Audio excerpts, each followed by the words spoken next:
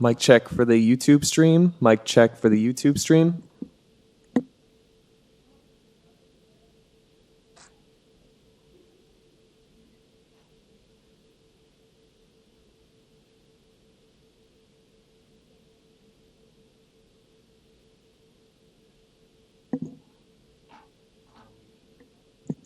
Mic check for the YouTube stream. Mic check for the YouTube stream.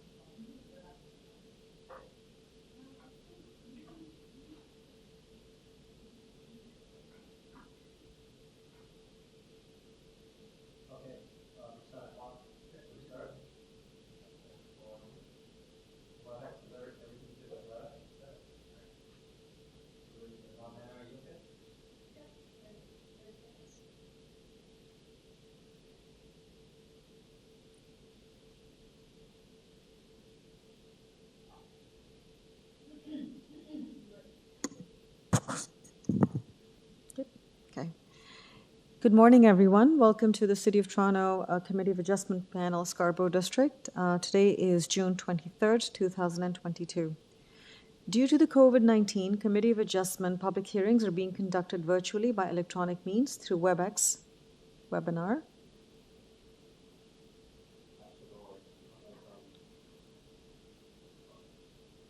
Which is an online digital platform, and it's streamed onto the Toronto City Planning YouTube channel. Participants who have registered in advance will be able to make their presentations to the committee using WebEx webinar, which is moderated by city staff. Anyone wishing to view the hearing may watch on the YouTube. Participants who have registered in advance will be connecting with their computer, tablet, smartphone, or telephone. All participants will be automatically muted upon entry.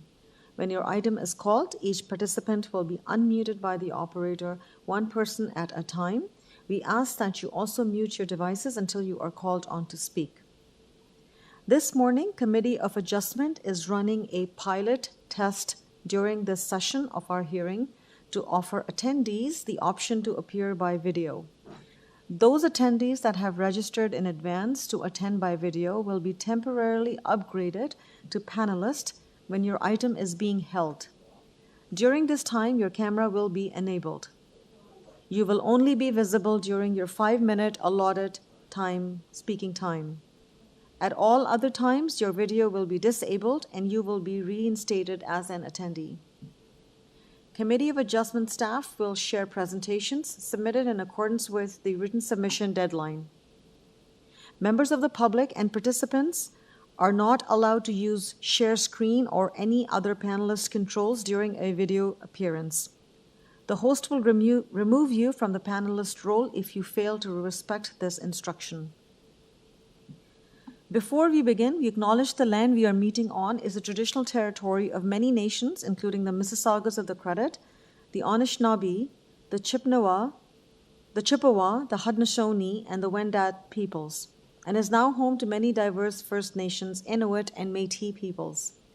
We also acknowledge that Toronto is covered by Treaty 13 with the Mississaugas of the Credit and the Williams Treaty signed with multiple Mississaugas and Chippewa bands. In accordance with Sections 45 and 53 of the Planning Act 1990 as amended, this meeting of the Committee of Adjustment of the City of Toronto is called to order. The Committee of Adjustment considers applications for variances from the provisions of the zoning that applies to a property, permissions to extend or alter lawful non-conforming uses, and consents to sever property to create new lots. In terms of receiving a copy of the decision, anyone in attendance today who wants to receive a copy of the decision of the committee on any application must submit a written request for a decision by email. Please ensure that you include your name, address, and an email address because the Committee of Adjustment and the Toronto Local Appeal Body, the TLAB, will be sending notifications and appeal updates by email.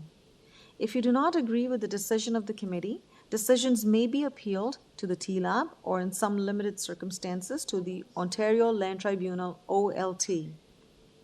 Appeal instructions are set out at the bottom of the decision of the committee. I will call each item in the order that is listed on the agenda. Where an application is uncontested, the agent or the applicant may proceed with their presentation if desired or requested by the committee. When the committee does not require a presentation, applicants are to advise the chair should they wish to speak to the committee. The committee may ask questions or take the matter into committee for a decision. Each speaker, including the applicant and the agent, will be given a maximum of 5 minutes to address the committee. I will comment when you reach the 5 minutes limit. When addressing the committee, please clearly state your name and address. Please remember to confine your remarks to the matters outlined in the application. The applicant or the agent will proceed first and will make a presentation to the committee on this application.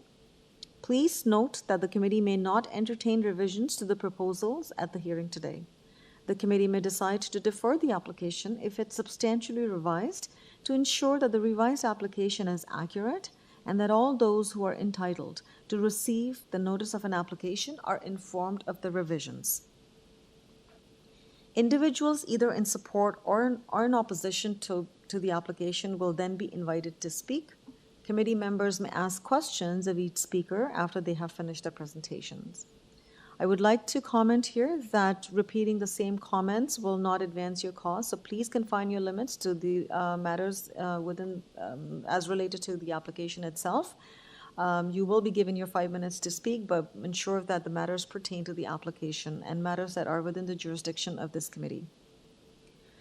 When all speakers are finished, the applicant or the agent has an opportunity to rebut only those issues that were raised by the speakers. This will mark the end of the discussion. The application will then be taken into committee for a decision. Before I begin, I would like to obtain confirmation of the minutes of the last meeting. May I have a motion to adopt the minutes of the last meeting that was held on June 2nd? Members of the committee, may I have a motion? Member Macaulay, please go ahead. I move approval of the minutes of the June 2nd meeting. Thank you. May I have a seconder? Member Mohammed, please go ahead. Thank you, Madam Chair. I second the motion for approval.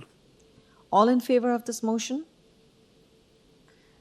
The motion's carried and the minutes have been adopted from the last meeting. Are there any declarations of interest of panel or staff for items that are listed in the morning time slot? So from items 1 to 17, are there any conflicts of interest on any application of panel or staff? And I see none. Thank you. Mr. Deputy Secretary Treasurer, have you received any requests for deferral? Through the chair, there is one deferral request for the morning session. It's item number 8, 89 Sandown Avenue. It's a deferral request at the deferral sine die at the request of the applicant to address concerns identified by community planning. Thank you. Staff, can I please have Jonathan Baskowski, the agent, online? Hello, Jonathan. Morning, panel. Good morning. So, Jonathan, we have received a request for deferrals for sine die so that you have some time to speak with community planning. Can you please confirm that? Correct, madam. Okay. Correct, Madam Chair. Thank you. Members of the committee, do you have any concerns with the request for deferral sine die for this application? I see none. All right. Can I have a motion, please, for this item? This is item 8 for 89 Sandown Avenue. Member Said, go ahead, please. Thank you, Madam Chair. In view of deferral request by the applicant, I put forward motion for deferral of item 8, sine die. May I have a seconder, please? Member Macaulay, go ahead, please. I second that motion. Thank you. And all in favor of this motion? The motion's carried and the application has been deferred sine die. Thank you, Madam Chair. Thank you. Mr. Deputy Secretary Treasurer, are there any more requests for this Through- item, for through- this session? Through the chair, there are none. Okay, thank you very much. All right, we will now begin the vetting of the agenda. I will call out each item as it is listed on the agenda. Any uncontested matters that do not have to be held or have no speakers registered for will be dealt with through the vetting session. I will begin with the first item. First item is 350 Middlefield Road, and the agent is Nalia Thayabaran. May I please have Nalia online? Thank you. Nalia, are you with us? Morning, panel members. I'm Nalaya Trabaran of London Building Experts, representing the owner for this minor variance application. Okay, thank you, Nalia. Let me confirm with committee if they have any questions or comments. Members of the committee, do you have any questions or comments on this application? I see none. Member Said? Thank you, Madam Chair. With your permission, I have a very short question from Mr. Nalia, and hopefully we can manage it in the vetting session. Sure, please go ahead. Nalia, I understand. Thank you, Madam Chair. Mr. Nalia, I understand that this property development is have a larger impact on the tree on the site. Should I consider to be in favor of this application, in order to make it more appropriate, I would like to see there are certain conditions from the urban forestry, which I don't see over here. Is this the reason that you have already taken up this matter with the urban forestry and you have satisfied their conditions?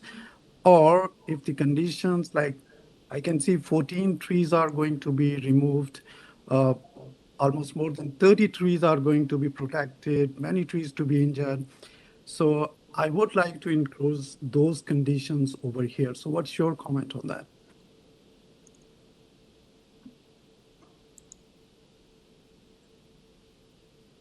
Hello, Nalia. So yes, the trees will be replaced and relocated.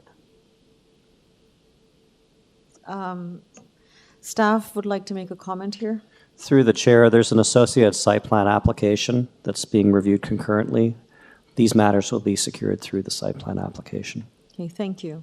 So, Member Said, staff provided their the fact that this is an application that is going through a site plan approval process, and any matters related to tree protection or removal will be dealt through that process. Okay. Yes, sir. Please go ahead. Thank you, Madam Chair. So should I understand that regardless of the decision, the matter regarding tree protection will be taken care of? Yes. So typically, matters related to tree preservation, tree plantings, and so on and so forth are dealt through with the site plan process. Typically, you would see those urban forestry comments through this process, the C of A process, because there's perhaps no associated site plan. But for this particular item, there is an associated site plan application, which is far more robust and comprehensive process that is occurring with the city right now. So, as staff confirmed, those matters will be taken care of through that process. Okay. Thank you very much, Madam Chair. And with that comments, if the other members don't have any comments on that, I am willing to move the motion. Let me check with the applicant or the agent if they have any comments at this time. So, Nalia, do you have any comments at this time before we proceed with the committee's decision? Yes, I do have just 1 minute of comment. The thing is, basically, this property doesn't have four sides. It's a pie-shaped property. That's why we are having problems, and we have to go through these minor variants because we don't have a backyard. Both sides are. Basically it's a pie-shaped lot. So due to the site limitations, we ended up having this one, and this is already in use. The owner is just proposing an addition, and the existing use, and we never had any complaints from the neighboring residents, and the traffic to the current place is very, very minimal. You get very few trucks a week, so it's not going to impact on the residential apartments or residential zoning next to the abutting the subject property. Okay, thank you very much, Nali. I appreciate your comments. Members of the committee, we now take the matter into committee, and can I have a motion, please? Member Said, please go ahead. Thank you, Madam Chair. I am satisfied with the elaboration on the tree protection as well as the traffic in the loading zone area by Mr. Nalia. I move the motion for approval of item number 1, and there is no conditions attached to that. Thank you. May I have a seconder, please? Member Macaulay, please go ahead. I will second that motion. All in favor of this motion? The motion's carried and the application has been approved and there are no conditions. Thank you. Thank you very much, panel members. Thank you. Okay, so we now move to item number 2. Item number 2 is 6 TREDVALLEY Grove, and there is a speaker listed for this application. So we will hold down this item and come back to it for further discussion. So 6 TREDVALLEY Grove is being held for further discussion. Item number 3, Curtis Van Kulen, this is an application for 1 DORAN Boulevard. Is the agent with us? Is the agent Curtis with us?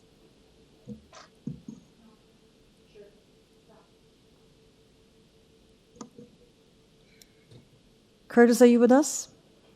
I am. Can you hear me? I can hear you now. Thank you. So, Curtis, we have your application before us. You have seen, do you have any comments at this time? The only one comment is we're back in front of you after deferring earlier this year to work with city staff, and we've secured their support on the application now, and we'd like to move forward. Thank you. Okay, thank you. And you're aware of the conditions of urban forestry number 1 and 2? Correct, yes. Okay, all right. Members of the committee, any questions for Curtis? I see none. All right. If there are no questions or concerns, can I please have a motion on this application? Member Gary, please go ahead. Thank you, Madam Chair. I'm prepared to move this application forward, and so my motion is that we approve the application for 1 DORAN Boulevard, subject to the urban forestry conditions. Thank you. And may I have a seconder? Member Said, go ahead, please. Thank you, Madam Chair. I second the motion for approval of item number 3 and with the conditions number 1 and number 2 of urban forestry. Okay, all in favor of this motion? The motion's carried and the application for 1 DORAN Boulevard has been approved subject to conditions. Thank you. Thank you all. Item number 4 is 12 MARILYN Avenue. 12 MARILYN Avenue, and there are no registered speakers. Can I please have Ming Young, the applicant or the owner? Thank you. Hello, Ming. Hi, this is Ming. I'm the homeowner and also the applicant. Okay, thank you, Ming. Ming, are you have you read the community planning staff report, and are you aware of the conditions of urban forestry on your application? Yes, I have, and I've also spoken with the representative as well. Okay, and you have no concerns or questions at this time? No, I do not. Okay, thank you very much. Members of the committee, for 12 MARILYN Avenue, any questions? I see none. All right. If there are no questions, can I please have a motion? As I mentioned, there's a condition of community planning staff report and urban forestry as well. Member Said, go ahead, please. Thank you, Madam Chair. It's a pretty straightforward application with 3 variances, and I believe these variances are minor appropriate. I put forward the motion for approval of item 4, and there are conditions, urban forestry number 2 and 3, and community planning staff report recommendations. Thank you. And may I have a seconder, please? Member Taylor, please go ahead. Yes, Madam Chair, I'll second that motion. All in favor of this motion?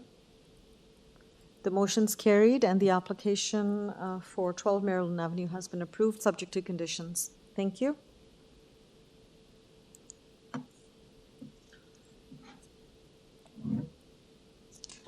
Item number 5, 30 Red Deer Avenue. 30 Red Deer Avenue. There are no registered speakers. Can we please have the agent George Taxidis? Thank you. George, you with us?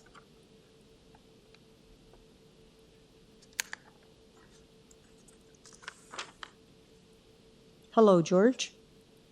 Hello? Yes. Yes, it's me. Okay, thank you. Sorry. That's okay, no problem. So, George, we have your application before us. This is for 30 Red Deer Avenue. There are concerns from transportation services as they had objections to the dimensions of the proposed attached garage. So we would like to hold down this item and come back for further discussion. Do you have any comments or concerns with this? Well, the only comment I would say is that this is an existing garage that we're keeping because it would be too, feasibly, it would be, it wouldn't be feasible financially to make it any bigger based on what's existing there now. So that's basically the comments we have for that item. Okay, so the issue here is that for the committee, when we consider applications, whether it's an existing situation or a brand new condition, we consider those as something, consider the applications from the lens of as if nothing has been built. So I appreciate your comment. So I think we can discuss it further, and I'm going to hold this down and come back to it later on in the agenda. Okay? Okay, thank you. All right, so item 5 for 30 Red Deer Avenue is being held for further discussion. Item number 6 is 50 South Woodrow Boulevard, and there are no registered speakers except the applicant and the owner. So can we please have Yong Yu for 50 South Woodrow Boulevard? Hello, Yong. Hi, good morning. Good morning.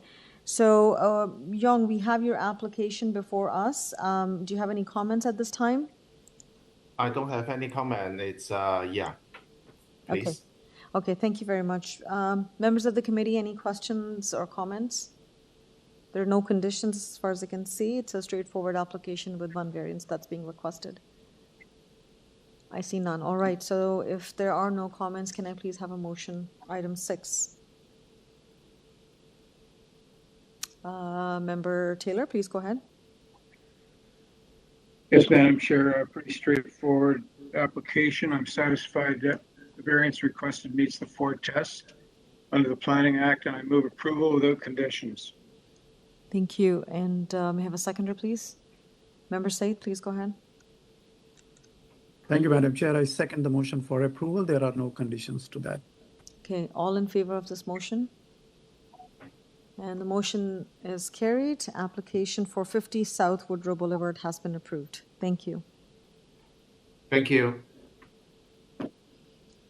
Item number 7, 974 Kennedy Road. I do not see any registered speaker for this item as well.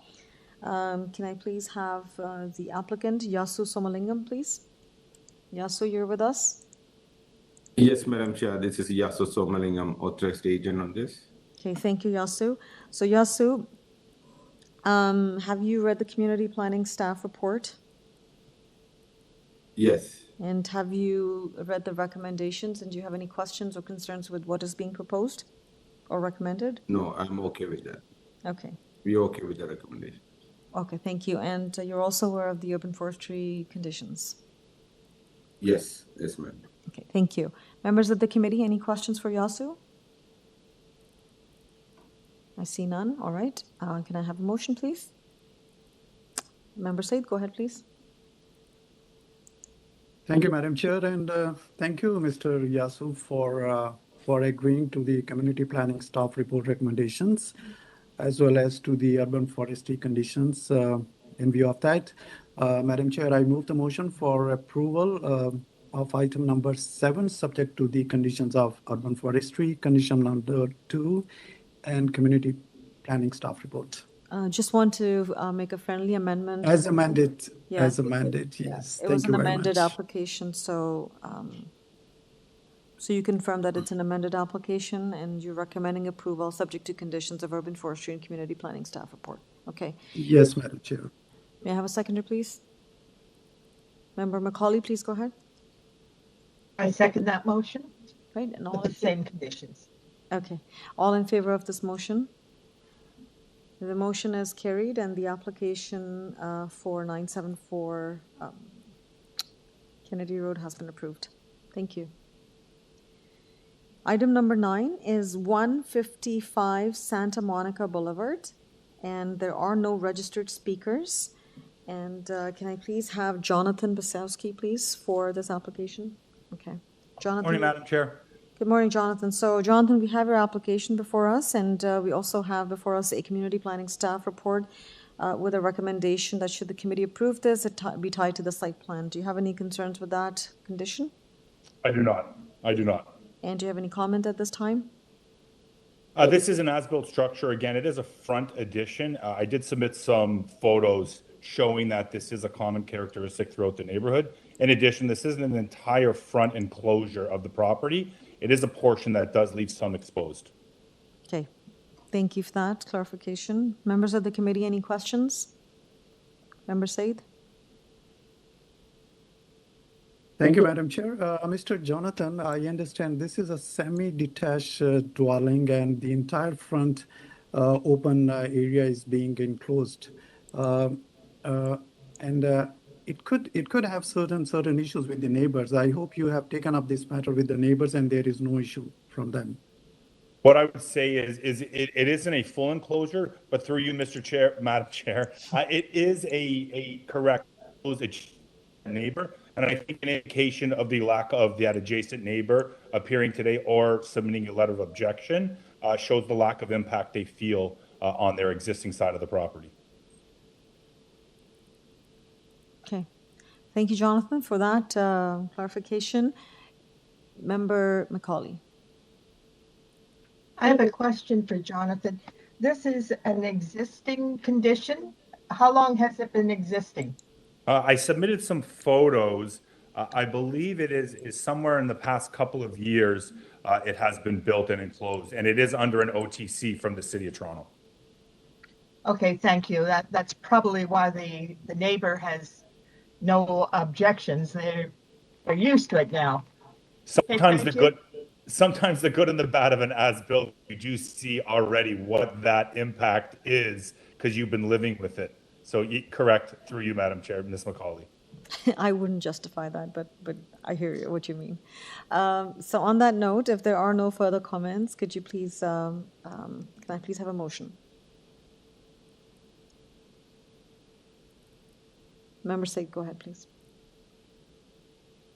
Thank you, Madam Chair. As Mr. Jonathan mentioned, this is an existing situation. So, and I see this I am okay with this variance, and this is minor. I would move the motion for approval of item number 9, and there is a condition of community planning staff report. Okay. Seconder, please. Member Macaulay, please go ahead. I will second that motion and note that community planning wants assurance that it's been built in accordance with the plan submitted. Which is the condition? Yes. Okay, all right. All in favor of this motion? The motion is carried and the application has been approved subject to condition of community planning staff report. Thank you. Okay, we now go to item number 10. And item number 10 is for 1 Kilpatrick Drive.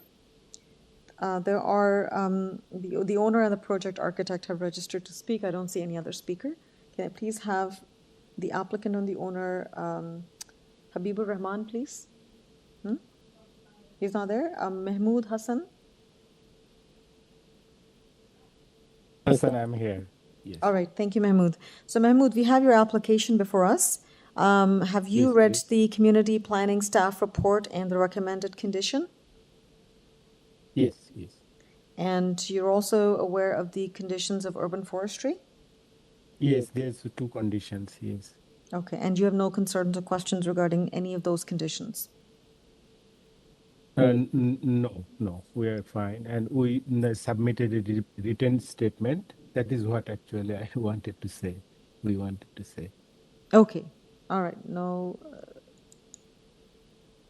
Okay, thank you very much. Members of the committee, do you have any questions for Mahmood? I see none. All right, Mahmood, thank you very much. We'll take the matter into committee. Committee members, if there are no questions, then can I please have a motion? Member Said, go ahead.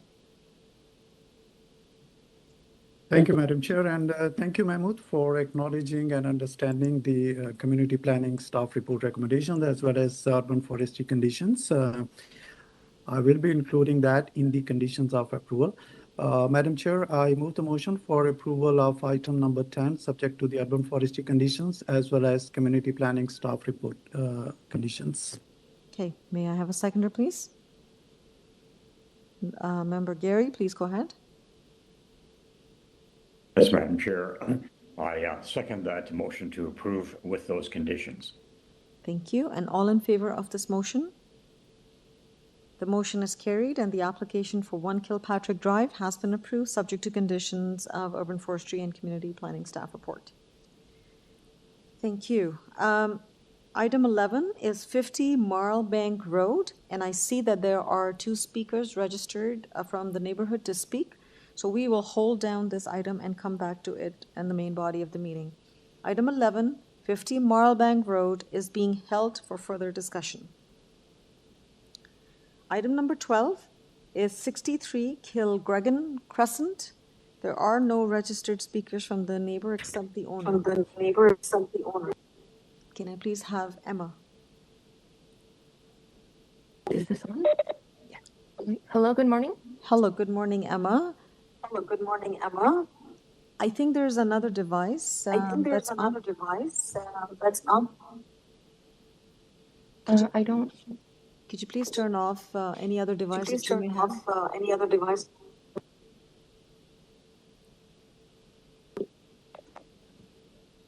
Hello? Hello, yes.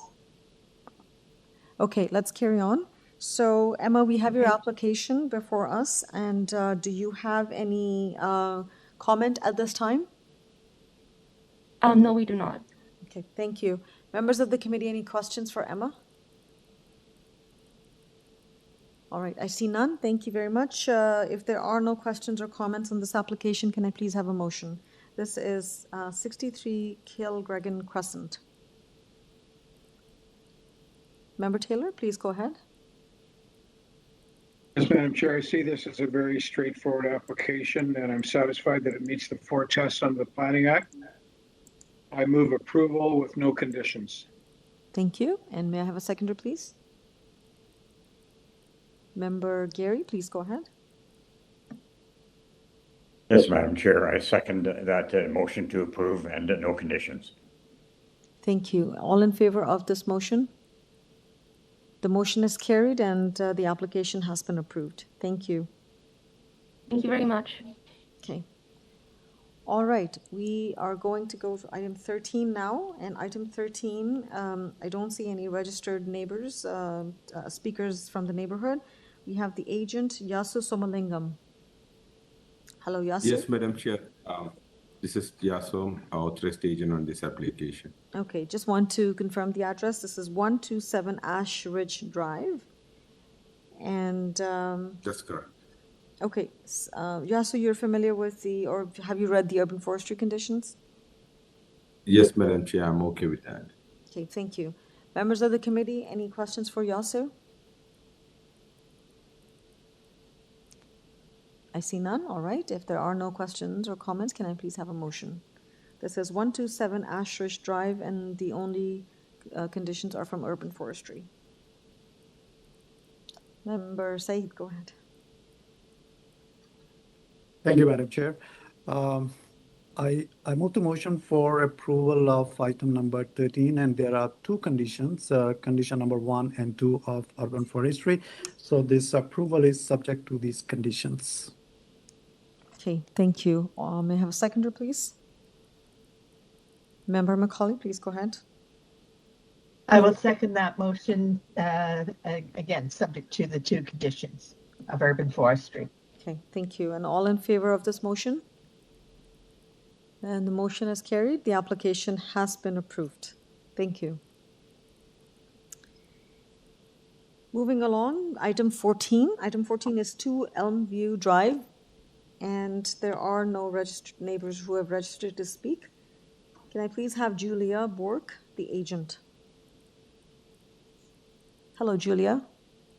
Hello. Hi, thank you for joining. I'm the agent for the owner. Okay, thank you very much. Julia, do you have any comment at this time on your application? No, I do not. Okay, all right, thank you. And there are no conditions as far as I can see. Members of the committee, any questions for Julia?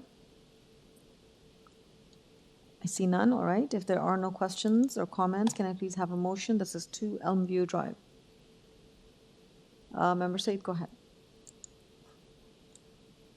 Thank you, Madam Chair. This is pretty straightforward application with two variances, lot coverage and FSI. Both these variances are minor, appropriate, so I put forward motion for approval of item number 14, and I don't see there is any conditions attached to that. That is correct, all right, thank you. And may I have a seconder, please? Member Taylor, please go ahead. Yes, Madam Chair, I'll second that motion. Thank you. And all in favor of this motion? The motion is carried and the application for 2 ELMVIEW Drive has been approved. Thank you. Thank you very much. Okay, so next item, item 15. This is 184 BEECHGROVE Drive. Again, we do not have any neighbors who have registered to speak. Can I please have Yasu Somalingam? Hello, Yasu? Yes, Madam Chair. Okay. Yes, Madam Chair, this is Yasu Somalingam. Okay, Yasu. So for 184 BEECHGROVE Drive, I see conditions of urban forestry. And have you read those? And do you have any questions for on the conditions? Yes, Madam Chair, we are okay with the conditions. Okay, all right. Any comment at this time, Yasu? No, I'm fine. Thank you. Members of the committee, any questions for Yasu? Member Said, go ahead, please. Thank you, Madam Chair. Just for sake of clarity, Mr. Yasu, could you tell me how many trees are going to be impacted by this development? There's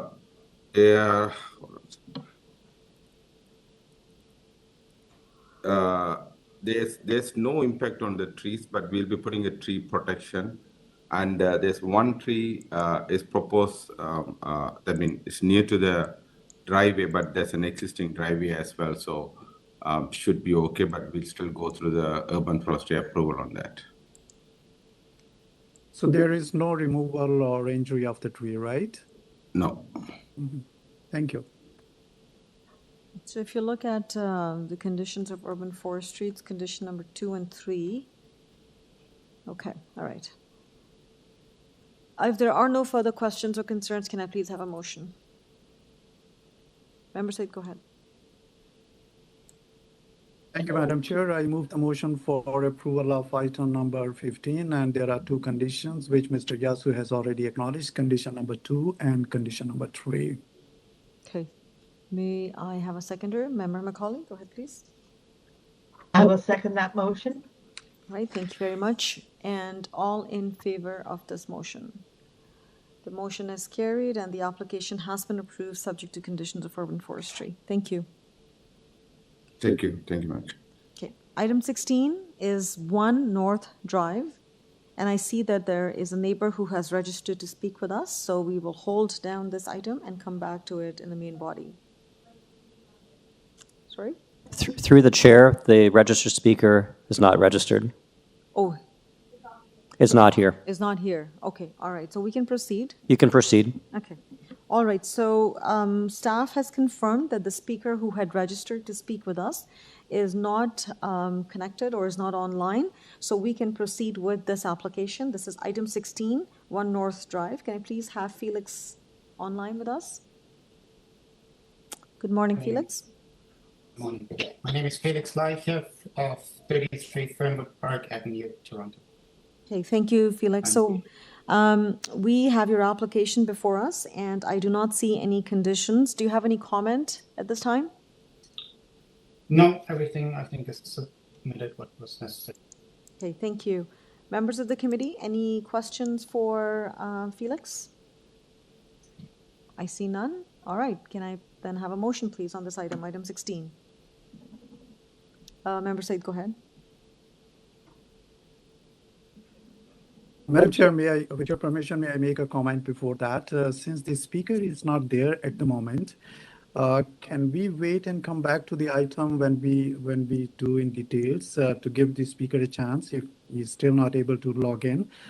If it is not that case, then we can proceed. I'm okay to proceed with the motion. Yeah, so we cannot wait. The agenda is posted. The registered speakers are advised when they need to be online. We have to continue with the agenda, so unfortunately, I will not be able to hold this down. Okay, so if you want to proceed with your motion, please go ahead. Thank you, Madam Chair. Yes, I am okay with this application. There are two variances and side yard setback and lot coverage. Both of them are minor. They are appropriate. I therefore move the motion for approval of item number 16. There are no conditions. Okay, thank you. And may I have a seconder, please? Member Taylor, please go ahead.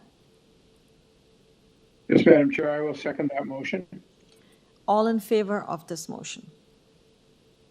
The motion has been carried and the application for 1 North Drive has been approved. Thank you. Item 17 is 411 Victoria Park Avenue. There are no registered speakers except the team that is representing this application. Can I have Jason Park, please?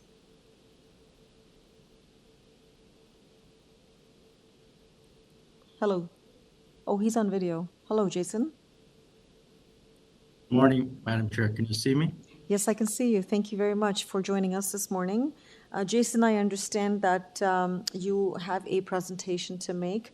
Let me check with the committee members if they have any questions or wish to view the presentation. Members of the committee, do you wish to view the presentation and hear from the applicant? Member Macaulay, please go ahead. Madam Chair, I would like to have a short presentation from the applicant. I understand that the variance is for parking. If the applicant could give us a 1-minute history of this site, because I believe it has a long history, and then we'll address the variance application. So Also, Member Macaulay, so you want to hold down this item, correct? I do. Okay, all right. So let's hold down this item and we can come back to it in the main body. So Jason, we will hold down this item as Member Macaulay has some questions and she would like to get some history as well. So we're going to hold down this item and come back to it. Okay, thank you. All right, so that brings us to the end of the agenda for the morning session items. I will recap the items that have been held for further discussion. Item 2, item 5, item 11, and item 17. Okay, all right, thank you. So we will start with the first item that was held, and this is item number 2. The address is 6 TREDVALLEY Grove. Can I please have the applicant, the agent, Mike D. Oliveira?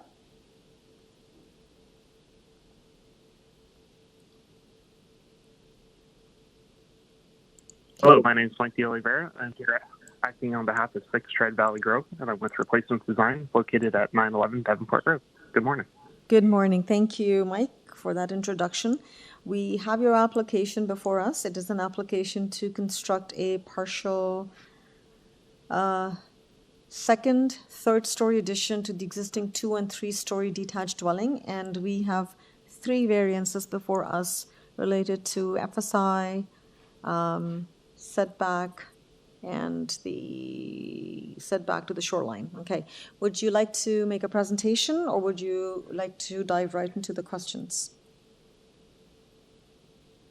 I can make a short presentation, if that's okay. Yeah, sure. So you have 5 minutes. I will let you know when you're approaching the 5 minutes. Please go ahead. Great.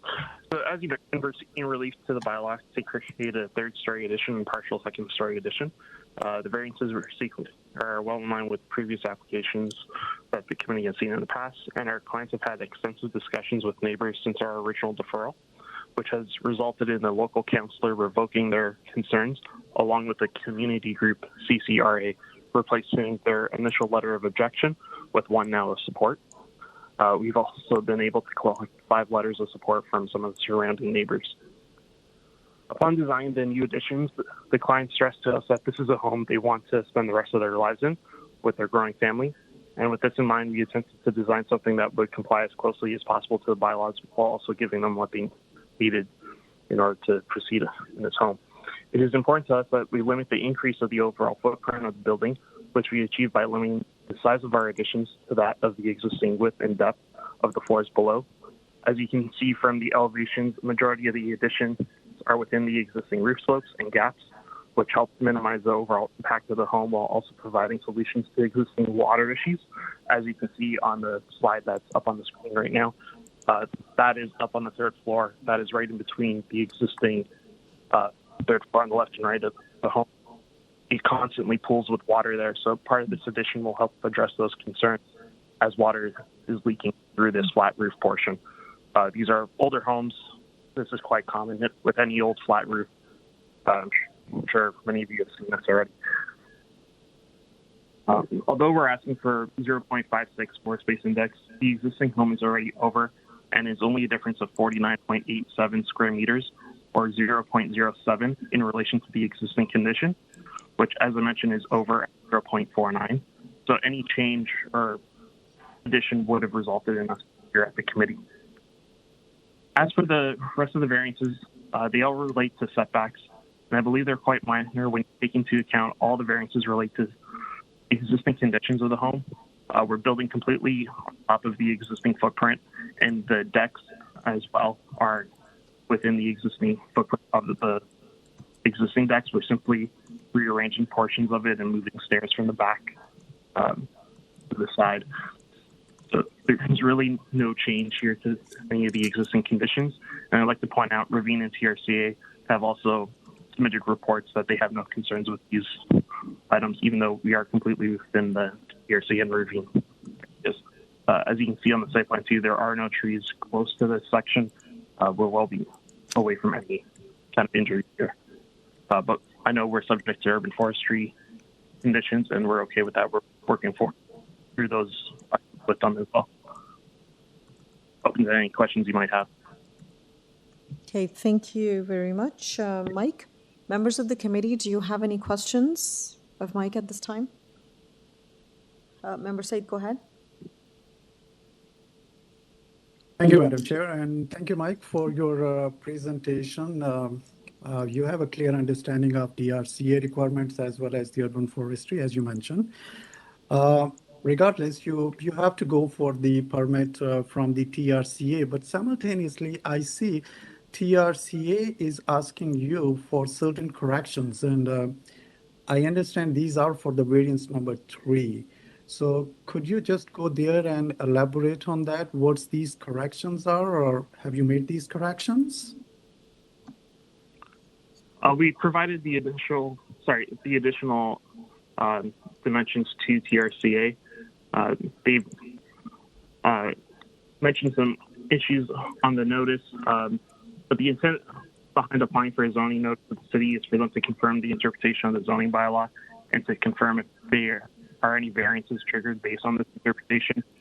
Sometimes we ask for city clarification for variances or clarification on how some numbers were calculated, but ultimately they are the experts in the individual zoning bylaws for their district, and we have to use their zoning notice that they provide to apply for relief from the bylaw, which is what we're here for today.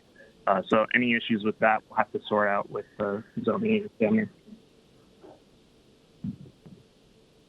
Mike, if you go to the variance number 3, which talk about the setbacks, right? The proposed is 5.5 meter for the second story, and the TRC is making a recommendation and asking for the correction 5.5 to 3.488. Right?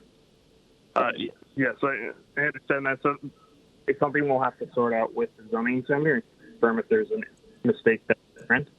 But minus that, TRCA hasn't raised any concerns with the application as it stands. They're okay with the setbacks of the existing, of our proposed deck, which and same with the addition. So they have no concerns with actual numbers we're presenting or what we've shown on the site plan itself. It's just discrepancies between zoning that we'll have to sort out. Okay, so the variance has to be corrected because this correction has been made on the site plan, right? But this is not reflected on the variance number 3. Well, we told TRCA requested what those numbers were, so we gave that to them. It's not necessarily reflected on the zoning notice. Correct. Okay.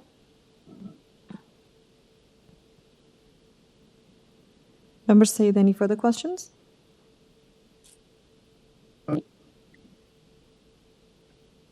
You're on mute, Member Said. My apologies for that. That's okay. Yes, the TRCA has they have given okay to the revised revisions there, but simultaneously the TRCA is saying in their report, this mentioning the variance number 3, the TRCA report says this is incorrect, and they have requested these changes in variance number 3 so that this could be approved. Okay, let's get some clarification from staff on this. Staff? Through the chair, TRCA has indicated that. However, 2 things I want you to point out to the committee is that TRCA, in their conclusion, indicates that they have no objections to this variance application in its totality. Second point is that, as the applicant has indicated, ultimately it's up to Toronto Buildings to make the zoning interpretation on this, which they have. And if the committee and if the applicant does not wish to amend their application and proceed with the application as currently proposed, and after the fact, if Toronto Buildings indicates that the variances are incorrect, it's on the applicant. It's on the applicant, and they would need to reapply for a new minor variance. Okay, thank you very much, Colin, for that clarification. So, Member Said, I hope that satisfies. What is before us is what the decision is going to be made on. Toronto Building, when they issue the permits, they will confirm whether the variances are appropriate or accurate or not. Number 1. So I think those comments on the TRC are a commentary, but if you look at the conclusion, they have no objections. Number 2, they require a permit process. They will go through a permit process, which is, again, a far more in-depth process that the TRCA would have with the applicant. So I'm fairly comfortable that if there is any issue, that would be taken care of at a later date. For all intents and purposes, the variances that are before us is what is before us, and in accordance with, because there was a zoning certificate, right? There was a zoning review done by building, so I would say that we just go with the variance. Through the chair, that is correct. There was a zoning review done. Okay, thank you. Member McCauley. Just a question of clarification. prior to the building permit being issued, I understand that TRCA has to sign off their approval. Is that correct? Through the chair, that is correct. Okay, thank you. Sorry, can I hear that again? What was the question? Sorry, Member Macaulay, can you repeat? I'll just repeat that prior to the building permit being issued, the TRCA has to sign off that they are satisfied with the permits, so that if there is any discrepancy between what TRCA wants and the building permit, that will be determined prior to the building permit being issued. That is correct, yes. That will go through, the permit is an applicable law under the building code, so they will require clearances and approvals from the TRCA. You're correct. Yeah. Okay, all right. If there are no further questions, I would like to proceed with the speaker, the neighbor who has registered to speak with us on this application. Can we go to Nancy, please? Nancy Longira. Okay, hello, Nancy. Can you hear me? Yes, I can hear you. Nancy, so I understand you have some concerns. Could you please let us know what your concerns are, and you have 5 minutes? Yeah, correct. So we are the neighbor at 8 TREDVALLEY Grove. We're on the south side of the house. When the neighbor first started proceeding in this, he did approach us and he did present to us the plans. This was about 1.5 years ago now. And we had indicated at that time when he spoke to us, we brought him onto our deck in the back and showed him the area of the windows. And we had said, you know what, we have no problems with anything you're doing, but could you consider the windows? Could you consider an alternate to the full height windows that you're going to be putting there? He said he was going to review with the designer. So the photo that's showing there, you can see the photo they've presented is misleading because their photo was, I'm assuming, likely taken from the flat roof of the area, which is beyond. Mm-hmm. That's not where the window is going to be. The window is going to be in line there with the chimney and the wall that you see there.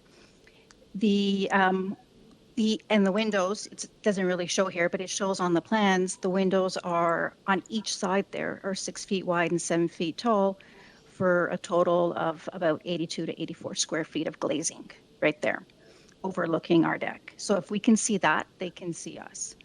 When we bought the house in 2010, privacy was one of the very attractive features of this cul-de-sac. I would not expect any of the other neighbors to have an objection. They don't share the property line like we do.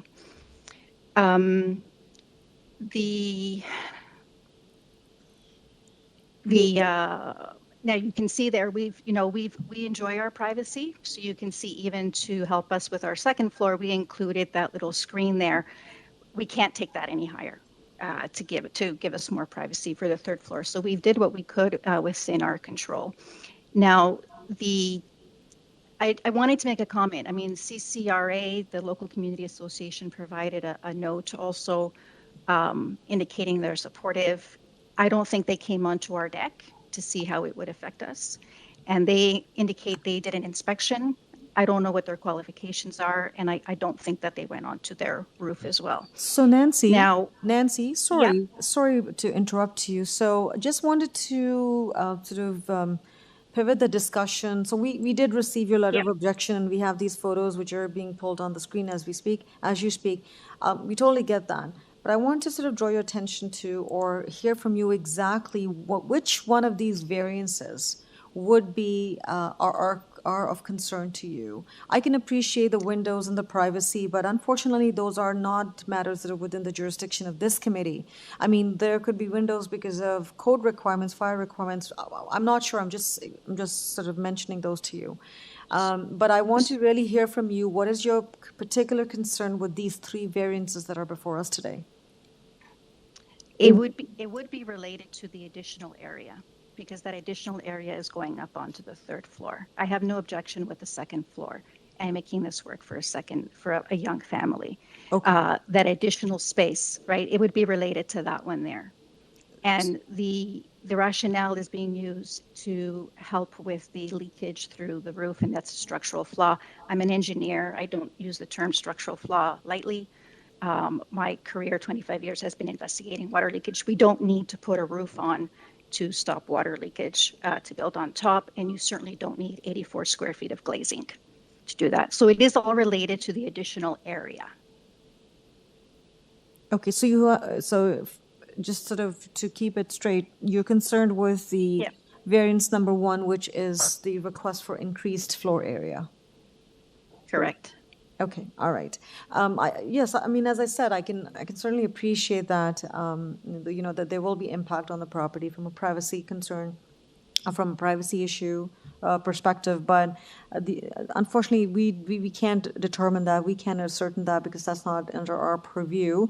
What we can look at is the impact of what is being proposed, whether it's minor or major, and whether it's desirable or not. I mean, we have to run the 4 tests, and then we have to make our decision on that. So, thank you for that. I know I took a couple of a minute of yours. Would you like to add more or anything else? No, I know often we refer to existing conditions. I heard earlier discussions also you refer to, is it an existing condition? Is it an existing 3rd story? Again, in my work, we always look at it's existing. Yes, you don't have to upgrade to current, or we don't have to fix, but we also don't expect things to be made worse. And so that's where we're coming from. Understood. Okay. So we are going to now go back to Mike. Before I do that, members of the committee, do you have any questions for Nancy? I see none. All right. Let's go back to Mike. Mike, you heard the concerns from Nancy. How would you like to respond to it? And you have 5 minutes. Yes, so our clients have had extensive discussions with this neighbor trying to come up with solutions that would satisfy their concerns about the privacy. Unfortunately, as I mentioned, it was unsuccessful. It simply stands that they don't want to see any new windows on this side of the addition. Although sympathetic, as you mentioned, these aren't zoning issues. And as we referenced in our slides, this side is well set back from the property line and the adjacent neighbor. We have also on our floor plan designated most of this area on the 3rd floor as the location for the stairs in order to help minimize any sort of overlook onto their property. These windows face the ravine. They let in a lot of natural light to the area. And this 3rd floor kind of strikes provides much needed live work space inside the home, as everyone has seen is really needed in the last couple of years with everything that's been going on. Sorry, Mike, just for a second, staff. Can we please have the elevation pull up on the screen just so that we can refer to it as Mike is speaking? So which particular elevation are we looking at? We're looking at the west elevation, right? Yes, I believe so. So that one right there. Perfect. Too far. This one? Yeah, right there. Perfect. Yeah. So any new windows being placed here are also far less intrusive than the existing balcony on the 2nd floor. That balcony, people could be standing there looking over. This addition is far less intrusive into their privacy with windows. And we believe that, if anything, it'll provide them with a bit more privacy instead of less. Like I mentioned, those windows up at the 3rd floor level, those are mostly in the stair portion, so no one's actually going to be standing there looking out, per se. This is mostly letting light into that 3rd floor stretch space. Open any questions you might have. Members of the committee, do you have any questions for Mike?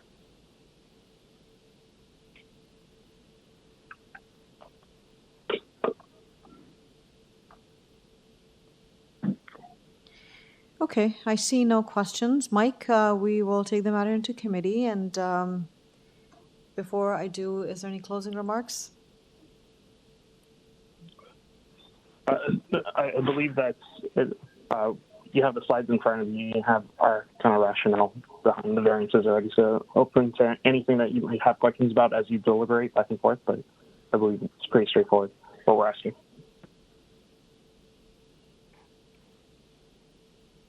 Okay. All right. Thank you. Members of the committee, we're in committee now.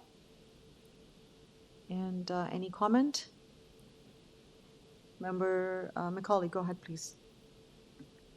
Yes, I have some concerns about this application. we're told that the main reason for the application is to correct some building deficiencies.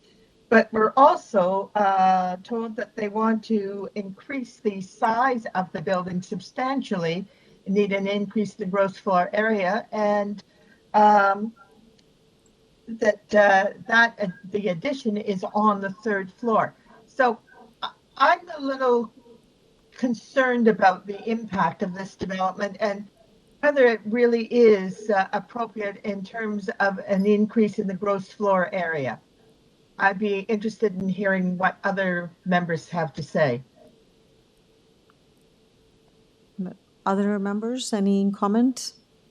Member Gary, go ahead. I'd like to.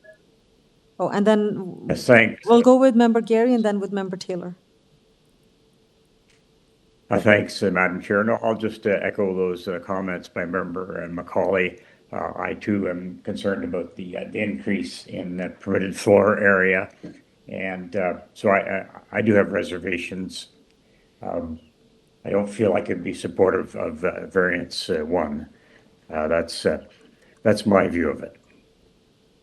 Okay, Member Taylor. Yes, I wonder if we could hear from Eric again. He did mention briefly with respect to variance 1 what the existing floor area is. I know it's greater than 0.4, but I'd like to know specifically what it is. Eric, if you could share that with us.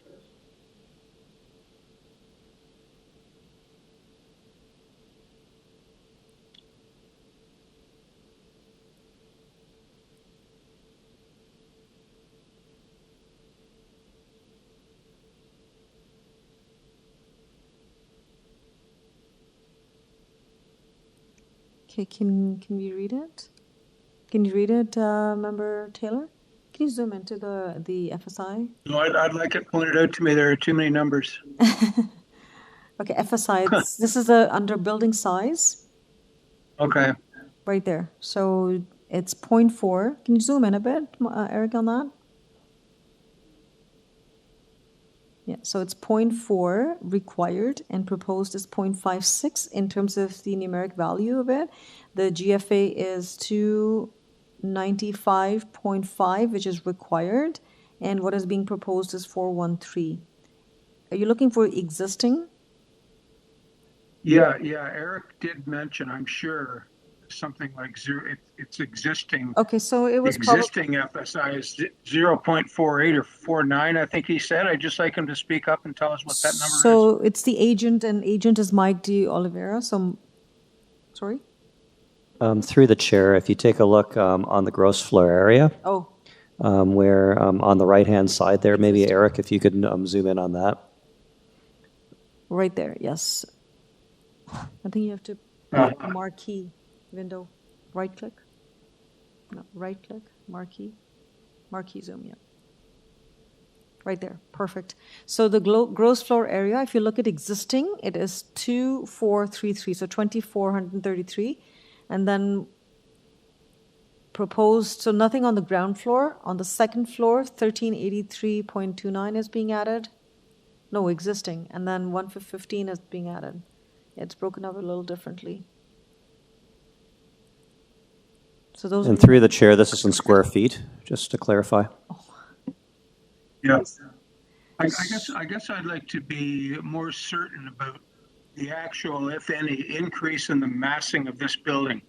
To what extent are those additional square footages on the second and third floor related to putting a roof for a currently exposed flat roof?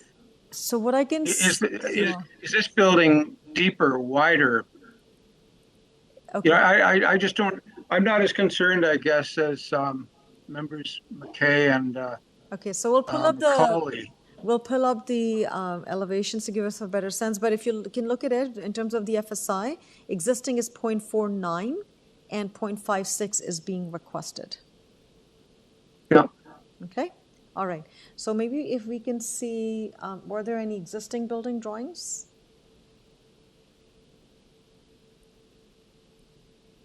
Or any drawing that shows what's existing and what's being added? Okay, I think that's the one.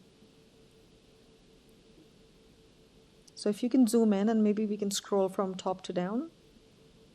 So starting from the back of the building. So as you can see, existing 1-story at the back, and then existing deck, and proposed 2-story in between. And so the dark gray is all existing, and then the hatched white is what's being proposed. So I think it's within, Okay, it's within that's the perfect. envelope. Yeah, it's within the envelope, but they're just going up. Yeah. Yeah, so I guess in my view, I wouldn't agree with members McKay and Macaulay on the concern about the FSI, because the way I look at it, it's just enclosing currently open spaces within the building envelope. I don't think it has a deleterious impact at all. That's So- my view. Okay, thank you, Member Taylor. So yes, so they're maintaining the existing envelope and they're filling the gaps in between. It's quite unique, actually. Yeah, yeah. Don't see much of these, but they're filling the little holes in the donut, for the lack of a better term. Okay. All right, so does that clarify or present more clarity to the proposal? All right.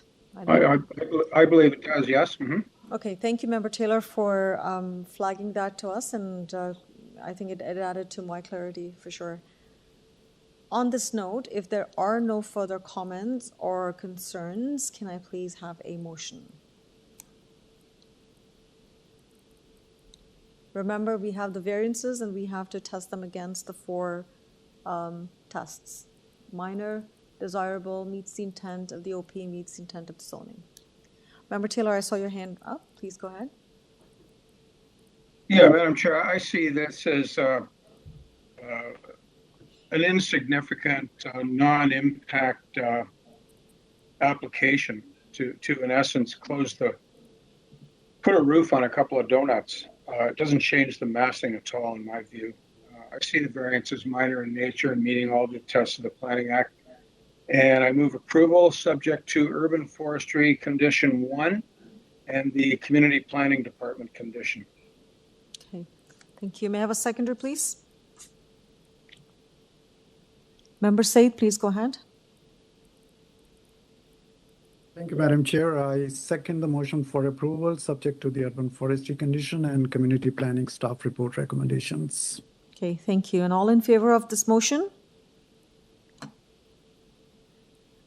All opposed? The motion is carried and the application has been approved subject to conditions of urban forestry and community planning staff report. Thank you. So just for record, Member Macaulay and Member Gary were against the motion. Okay, thank you. The next item that was held was item number 5. Item number 5 is for 30 Red Deer Avenue.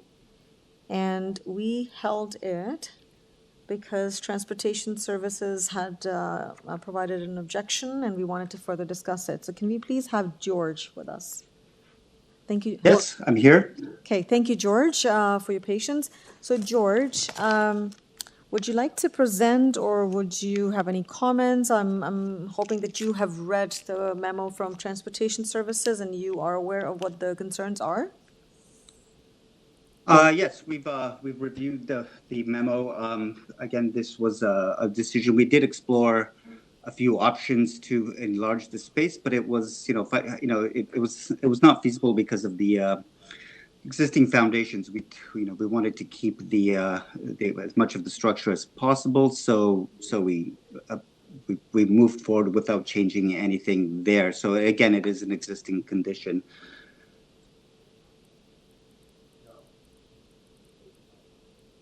Okay, all right. Members of the committee, you have any questions for George? Oh, Member Said, please go ahead. Thank you, Madam Chair. And beside the transportation comments, which George would like to elaborate, George, I'm talking with reference to variance number 6. Just tell me, this north side eaves are just right on the property line, right? Yes, we're building straight up. So these encroachments are basically existing. So they would be, instead of the first floor, they would just be, lifted higher up to the second floor. Oh, we're looking at 6, sorry, canopies and awnings. It's variance number 6, and it's in north side eaves. My concern is it's going to be right on the property line. This is the canopy on the This is the eaves of a roof. on the porch. This is the eaves of a roof. Yeah. So again, these are some of them are existing. Sorry, just go back to the drawing. Which drawing would you like us to pull? I guess if it's, I believe it's referring to the front porch, or even the second floor. On the main part of the house, the eaves are right on. It's an existing condition, so they're a little further over. I guess that's what they're referring to. So these are, again, we're going straight up. So these over these. I guess these. I see. So yeah, so they're getting closer. So it's existing, not existing, but it's it reflects what's happening on the roof. So we're just trying to keep it in line with the rest of the house. I'm not sure if that answers your question. I'm just these are with the canopy. It's just because of the overhang. We needed a little bit of an overhang at the top. Which is at 0.321. Yeah. So where's 0.19 from the lot line on the north side?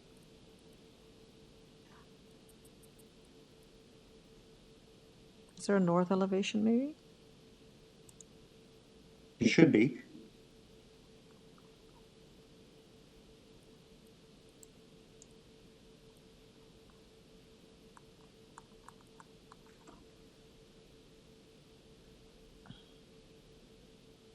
It doesn't show, but okay.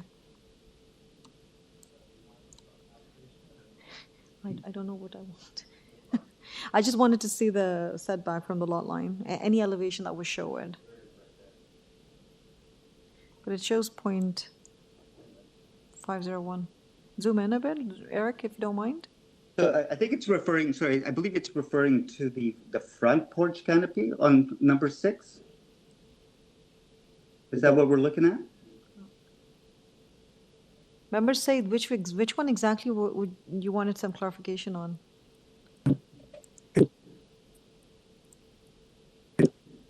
Yeah, my copy of the notice says the proposed front porch canopy encroaches 2.79. That's on number 6 is what I have here on my number 6. Okay.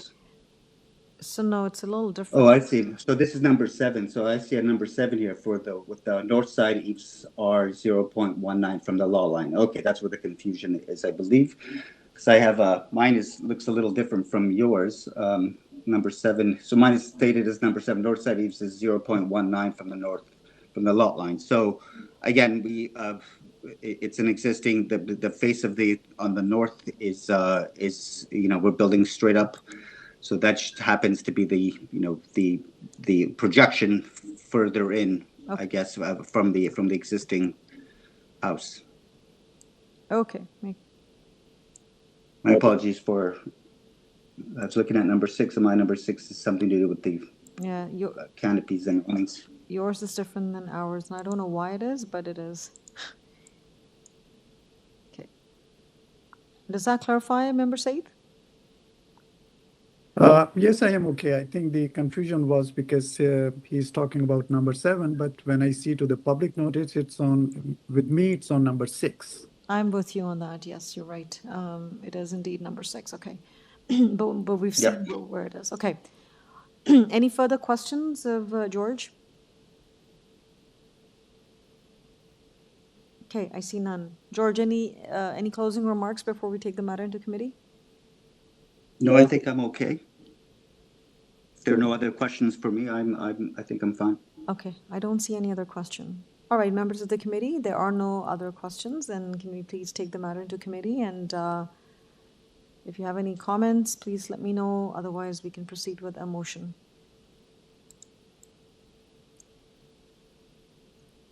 Member Macaulay, please go ahead.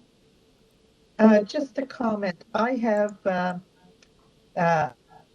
Metrolinx. Has the applicant seen that condition? That's a good question. It's a comment.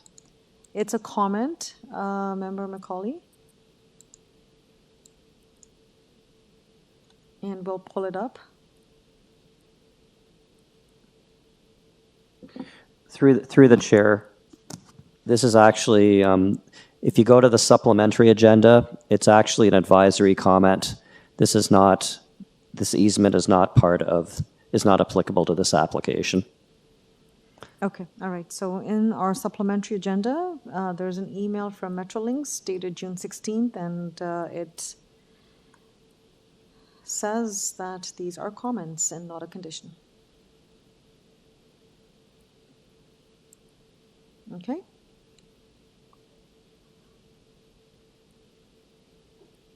Does that help, Member Macaulay? Okay, perfect. So I think we've sorted through Metrolinx's comments, not conditions. And then we have urban forestry conditions here. We had the transportation memo, which George has explained or provided his justification for. Any comment, or would you like to proceed with a motion? Member Said, go ahead. Thank you, Madam Chair. If no other member have any comment, I can go for a motion. Please. Thank you, Madam Chair. I am satisfied over the elaboration by the applicant regarding the transportation comments, and I move the motion for approval of item number 5, subject to the urban forestry condition. Okay, and may I have a seconder, please? Member Macaulay, please go ahead. I will second that motion. Perfect. All in favor of this motion? And the motion's carried unanimously. The application has been approved with the conditions from urban forestry. Thank you. All right, so we will move on to the next item that was held for further discussion, and that is item number 11. And item 11 is 50 MARLBANK Road. And can we have the agent Patrick McAuliffe, please? Thank you. Patrick, you're with us? Yes, I am here. I'm here. Okay, thank you, Patrick. So, Patrick, would you like to present to the committee, or would you start with the questions? How would you like to proceed? I'll just start with a quick comment here. Sure. This house is a corner lot where the actual house was built facing the side street, Cass Avenue. So all the zoning requirements are based on this house facing MARLBANK. That is why we have so many issues on this list, because the carport is actually on the back of the house when you look at it from MARLBANK. As far as somebody had written a letter about the drainage, as far as the carport is concerned, from the rear of the carport to the front to the street, the property will be sloped towards the street. So there will be no drainage as a result of this carport on neighbor's property. So that's basically all I have to say. All right. Okay, thank you, Patrick. Members of the committee, do you have any questions for Patrick? Member Macaulay, please go ahead. Yes, I have a question for Patrick. I guess the concern is from the next door neighbors on Casa Avenue. And I took a look at this property. The carport, there's an existing driveway. Is the new carport going to be bigger than the width of the existing driveway? Yes, it is. So you are reducing the rear yard landscaping, and that's one of the variances that we have to deal with. Is that correct? That's correct. I just needed that for clarification. Yes, that is. That's correct. Okay. Thank you. Any other question for Patrick? I see none. Oh, Member Said. Thank you, Madam Chair. I continue with the comments of Member N. Yes, this change in size of the carport is affecting the landscape area. And coming to the variance number 6, I would like to Patrick to elaborate on that, because the landscaping has been tremendously, the area has been decreased. And to me, this is not a minor variance. So unless you have a clear justification or rationale for that. It's not a minor variance, but if this house had been treated the way all the other houses in the neighborhood had been treated, then we wouldn't have this issue. We would have a carport on the side of the house, but this house actually faces the side street, so it's changed the direction of the house. So we only have a choice of going to the left or going to the right with the carport. So if we go to the left, we're going right out towards MARLBANK, which would create even more issues, okay? So we need to have a 2-car carport, and the only place that we have to put it is in the backyard. Now, normally when you have a house like this on a corner lot, the actual front yard becomes part of people's sort of rear yard, okay? So you can't just all of a sudden treat this house as if it's a normal house in a normal lot, because it's not. It's actually facing a side street. And if you start to treat that backyard as a backyard, then of course you're going to have major issues when you try to do anything to the house. It's the fact that it's a corner lot and the asphalt driveway or the access to the carport is from the other side of the street. It's not off MARLBANK, right? It's a little tricky site here. Right. And hence the reduction in landscape requirements for the rear yard. Yeah. Yes, Madam Most Chair. of the reduction of I the think soft landscaping is because of the patio. That's because of the patio. Okay. Member McCauley, please go ahead. Okay. Again, that was my point here is the driveway location is existing. They're proposing a carport that is for 2 cars rather than the single driveway. And that carport is at the expense of what would be landscaped rear yard. Because the front yard is Marlborough, even though the house faces Cass. So when you're looking at your rear yard really is that area the new carport. Well, yes, because you're referring to this house as if it's actually on MARLBANK, but the house is actually on Cass Avenue.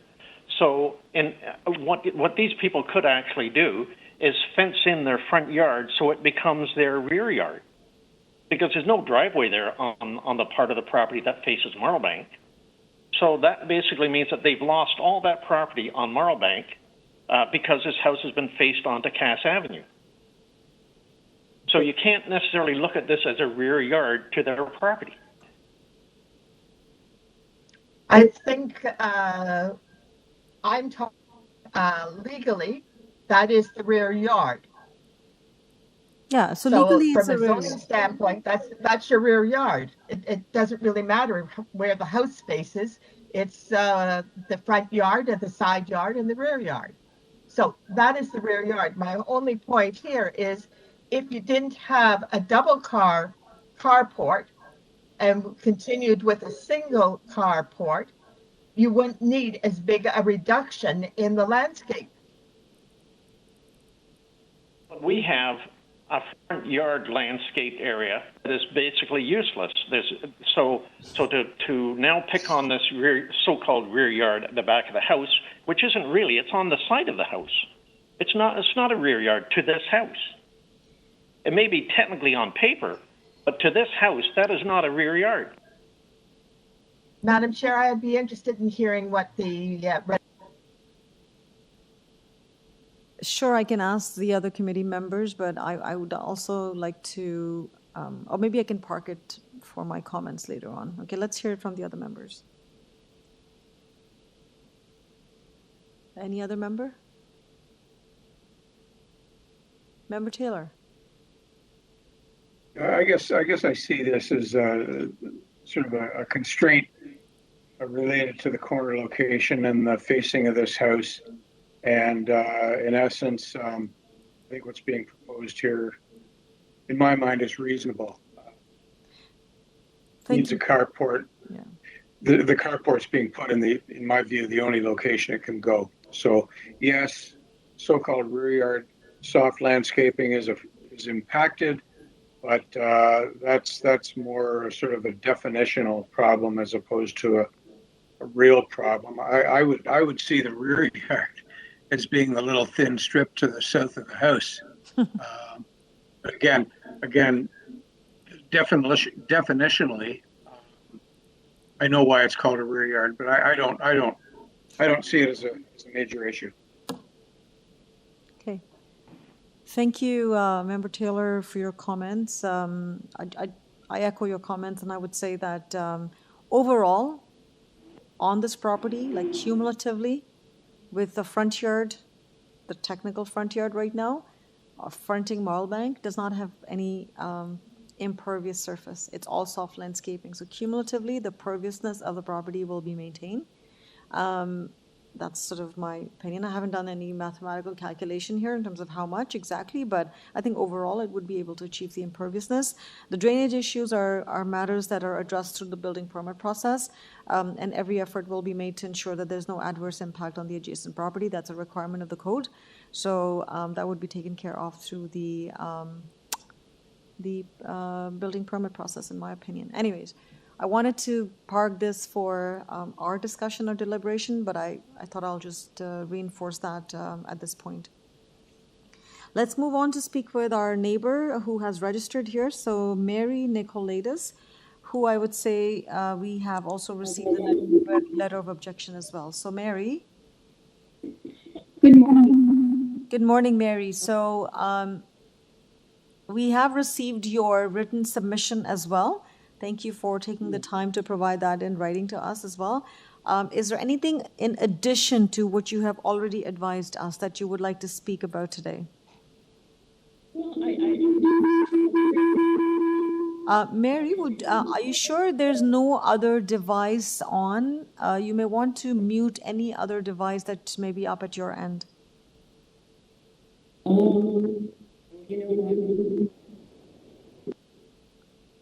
Make sure there's only one mic that is unmuted that you're speaking into.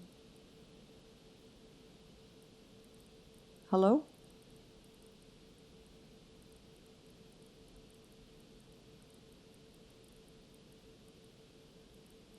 Hello, Mary? Yes, I'm here. Can you hear me? I can hear the sounds, but I cannot hear you properly. There's a lot of echo in the background. I plugged in a little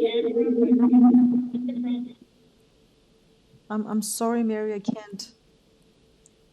Okay, how about this? I'll give you a few minutes to fix your sound issues. There's another registered speaker who we can go to, speak to, and then we'll come back. So you'll have a few minutes to... Through the chair, there are no other speakers on this item. May I suggest to the neighbor that she phone in instead? Okay. Turn off all your devices and phone in instead. Mary, did you hear that? Please turn off all your devices and phone in, please. And the phone number is 416-915-6530. And the access code is 261-625-8696. So there's no other registered speaker? She's not present. Oh, I see. Okay. So we'll give a minute to Mary to phone in.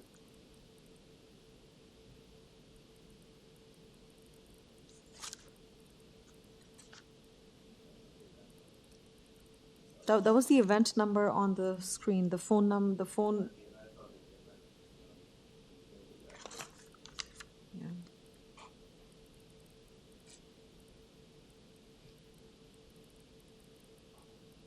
Oh, it's different?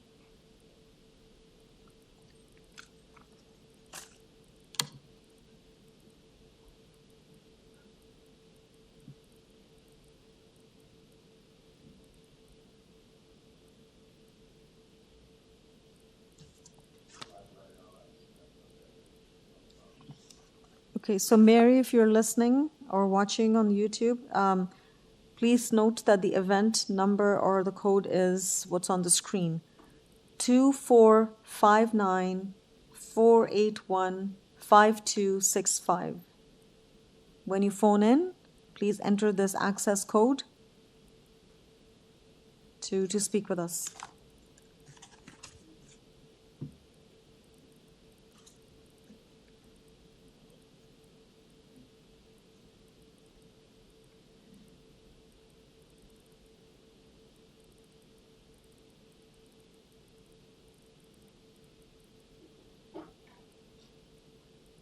She's in?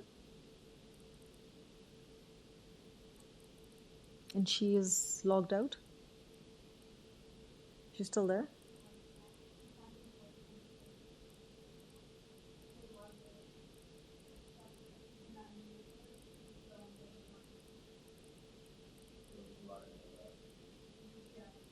Could you let her know?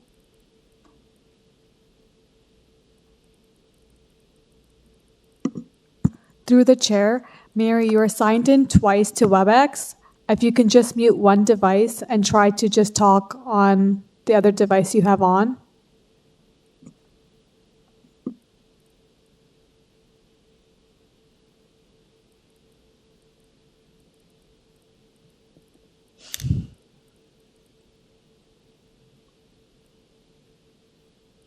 You can still see her, right? She's unmuted. Mary, can you hear us? Can you say something?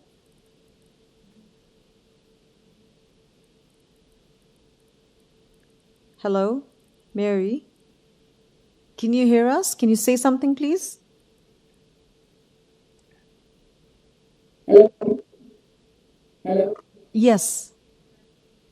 I can hear you. Okay, you can hear me? I can hear. Okay, all right. So carry on. There's a little bit of a mumbling there, but we'll see how this goes. So please tell us what your concerns are. Okay. There's an echo, so that's a problem. I don't know why that's happening. Yeah, so there's a lot of echo here. Mary, we see that you're signed in with 2 devices. Can you sign out of one device, please?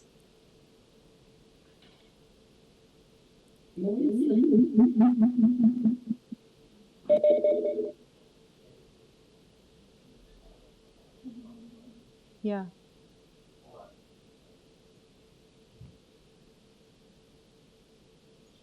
Okay.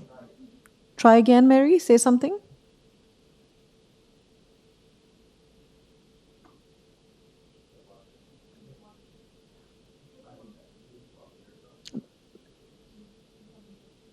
Mary, can you say something, please?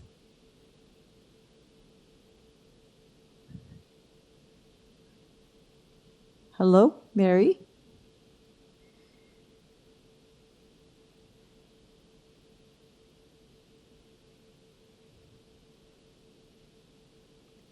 Hello, Mary, could you please say something?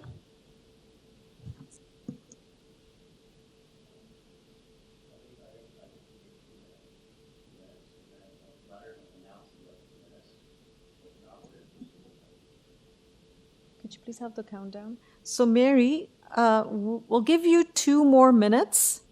So please try to fix the connection issue and so that you can speak with us. And your time starts now. 2 minutes, please.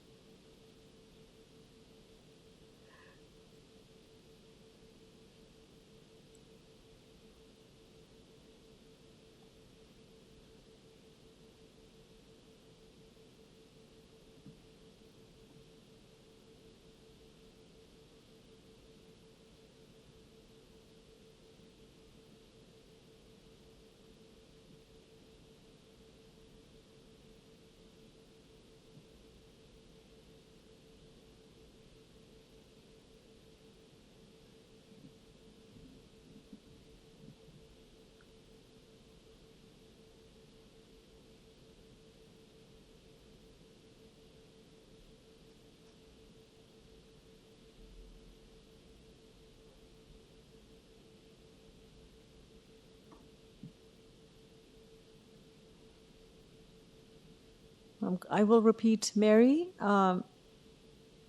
you are at 1 minute now, please.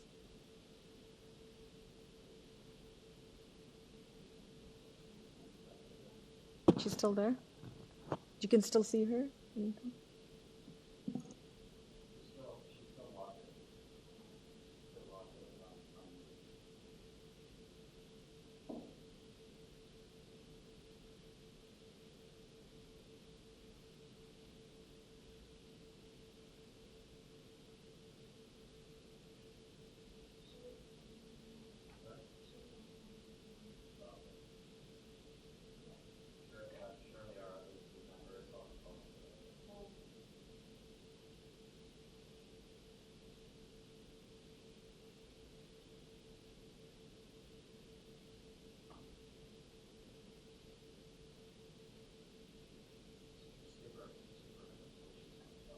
Sure.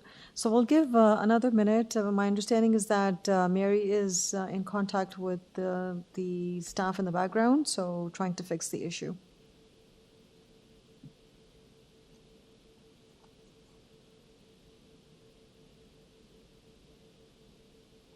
Where's Dawn?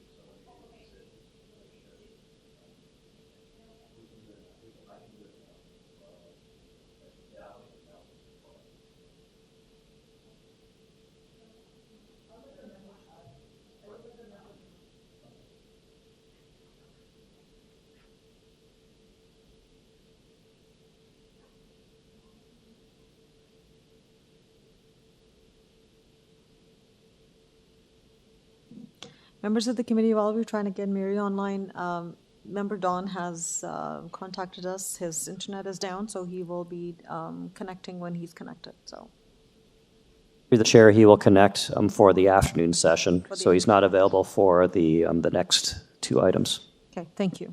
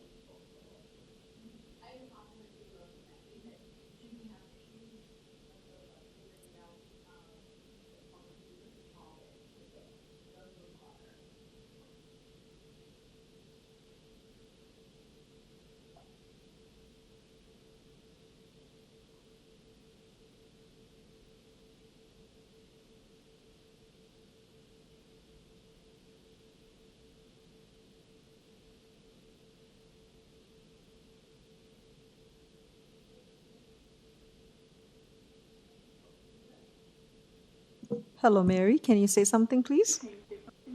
Yes. Hello. Thank Yes, you. I can. Okay. We can hear you well now. Please go ahead. Okay, thank you so much. I apologize. I'm not very good at this. Don't apologize. Okay. That's totally fine. We're glad to be connected and so that we can hear your concerns. So please go ahead. Okay. Well, I am owner-occupant at 48 MARLBANK, and I'm south side of 50 MARLBANK, and part of our backyards and patios are adjacent to each other. And my concern is, of course, variance number 6, and the proposed rear yard landscape area of 28%. I would prefer that it would remain to the minimum of 50%, because, even currently right now, he has more patio, that home has more patio than grass. And my concern is regarding the water runoff not absorbed on 50 MARLBANK due to the carport, which is a double carport now, which will make it even less grass. and a roof will run off on my patio and my property. I'm concerned about flooding in my basement, which has happened before. Therefore, I would like it to remain that way, no more flooding, because it's only happened once before. I mean, more grass, if some of the patio stones could be removed, certainly that, and more grass put on, that would help. Also, I read the plans, and I'm not very good at reading the plans, but I noticed that on the east side, they will be opening up a sliding door and a patio there, and it's a much larger area for them to have a patio. And the only thing there is being a corner lot, many vehicles on Cass make quick turns going south on MARLBANK without slowing down. I am concerned about the visibility and want to ensure that the fence is built according to bylaw requirements. If it's too high, then it will impede the vision of oncoming traffic, pedestrians, and for me when I'm backing up from my driveway. So basically, I think that's it. Okay, thank you, Mary. So, you're on 48, right? So I'm not... Right. So you're talking about speeding traffic, which would... And your concern is at the intersection of MARLBANK and Cass Avenue, right? And that may impede your turning movement. Unfortunately, traffic movements are... They're behavioral issues. Those are driver behavior issues. We can't tie that into with this application that's before us, which is fundamentally related to the proposed development. The existing driveway along Cass for this particular development or this property meets the requirement. So I don't know if I can help you with that. But that's not a problem for me. Okay, all right. So I just wanted to flesh that out. Yeah. Oh, no. You know what? That's not a problem for me. I just wanted to mention if there's going to be a patio there, and of course there'll be a fence somewhere down the road, as long as it's not very high. So it will help with, I mean, we can't stop drivers if they drive, too fast. Correct. As long as there's no obstruction. Yeah, that's all. Okay, all right. So when it comes to fencing, they probably have to meet all the bylaws when they erect fences. And again, that is not before us today, so I can't, can't talk about something that may potentially happen or may never happen. But if that ever happens, and has become an issue, then it would be dealt through through the right departments at the time. But I do hear your comments around the drainage and the impact on your basement and the amount of hard paving at the back, and if there's an opportunity to replace or remove a part of the brick patios. We can certainly go back to the applicant to see if there's an opportunity there, as there's a desire to change that, to increase the overall soft landscaping in the backyard. It may not be 100% 50, it may not meet the 50%, but at least some improvement there. So let's go and talk to Patrick, unless you have any other comments at this time. No, that's it. Just I mean, when the decision is made to make a fence, a permit is required, right? It's not required, but they have to meet the code, the bylaw requirements of the height of the fence and the location of the fence. Okay. Yes. Okay, so if a building permit is not required, the city wouldn't be aware of it unless the neighbors, I guess, are concerned. Yeah. So as a homeowner, you can go and put your fence without obtaining a permit as long as it meets the height requirements and the location requirements for the fence. Okay? Okay. All right. Perfect. Thank you very much for your time, Mary. And if you do not have any further questions or comments, we'll go to the agent. Okay, thank you. And I apologize for the problems. Not a problem at all. I'm glad that we were able to connect and talk. Thank you very much for your time. Patrick? Yes. Patrick, so I think Mary has raised a great point around the existing brick patio at the back, and if there's an opportunity to remove those pavers to improve the soft landscaping or the drainage issues at the back. What are your thoughts? Well, first off, what we're doing is not changing that percentage at all because it's already all patio back there. Correct. So yes, I can and I will reduce some of the patio at the back. Okay. And how much, could you describe a little bit more in terms of how much of a revision would that be? Okay, what is the percentage we have now? Can you show that on the screen? Sure, we can bring up the public notice, and I hope that you would know that better than I do, but I'll bring it up on the screen. It's what's being requested is 26%, 28% versus 50. 28%. Yeah, 28% sure was. Yeah. Okay, so I will change that to 36%. Okay. Why don't you just round it up to 40%? Okay, that's fine. Okay, I just thought I'll ask. Okay, so we can certainly improve the rear yard landscaping area to 40% as opposed to 50%, which will help with the reduction or with the landscaping and some drainage issues. Again, that's not something that we can dictate, or perhaps we can, I'm not sure, but would you be able to confirm which side of the patio would you remove the pavers from? Which would actually help improve or address the concerns of the neighbor. So there's a big portion that's paved. Which portion would you think you would remove the pavers from?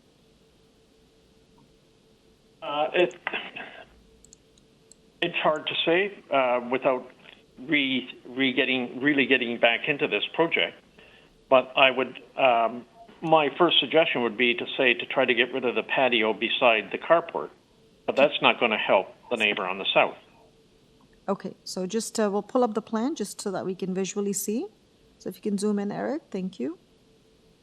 So there are two brick patios. One is closer to the carport and one is further west. Okay, we could keep the patio 4th property line. 4 feet from the house and 4 feet back from the property line. Okay, all right, so 4 feet. From the south property line. Okay. I think that would be helpful in terms of. So you could say that the change would be along the south patio line. Okay, all right. I think that would help because at least then the runoff will not be directly to the property. Yeah. It would get some, pervious area before it runs off and it sort of drains towards that. Okay. All right, so if we have a general understanding, and maybe that we could record this in the minutes, that the change would be roughly along the south property line. Through the chair, we're not able to do that, but the recording is our official record. Really, the only thing that can be revised, and I think the applicants agreed to this, is modifying, amending variance number 6 from 28% to 40%. That will be reflected in the decision. Okay, all right.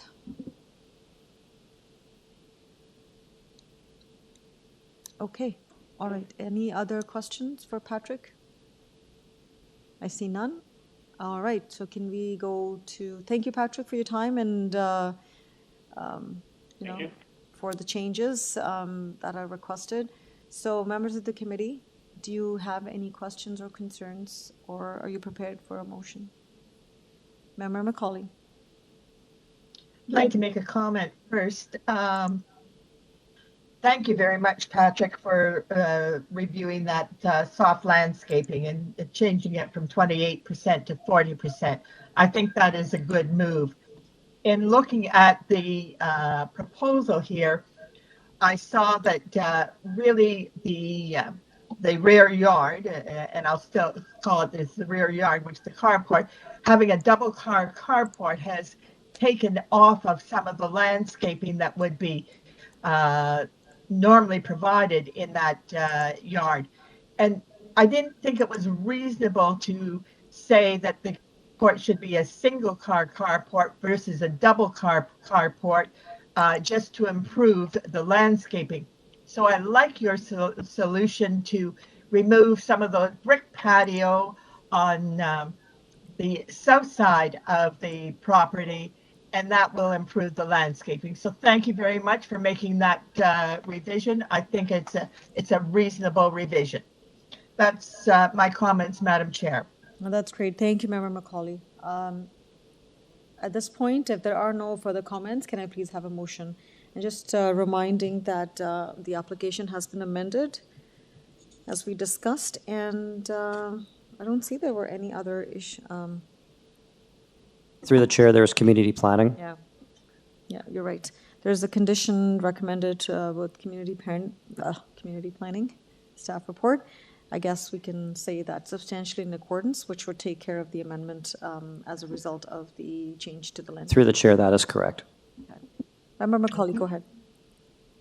Okay, Madam Chair, with those comments, I am prepared to put forth a motion to approve this application, subject to the revision for landscaping to 40% landscaping, and the revision to the site plan for community planning to reflect the change in landscaping.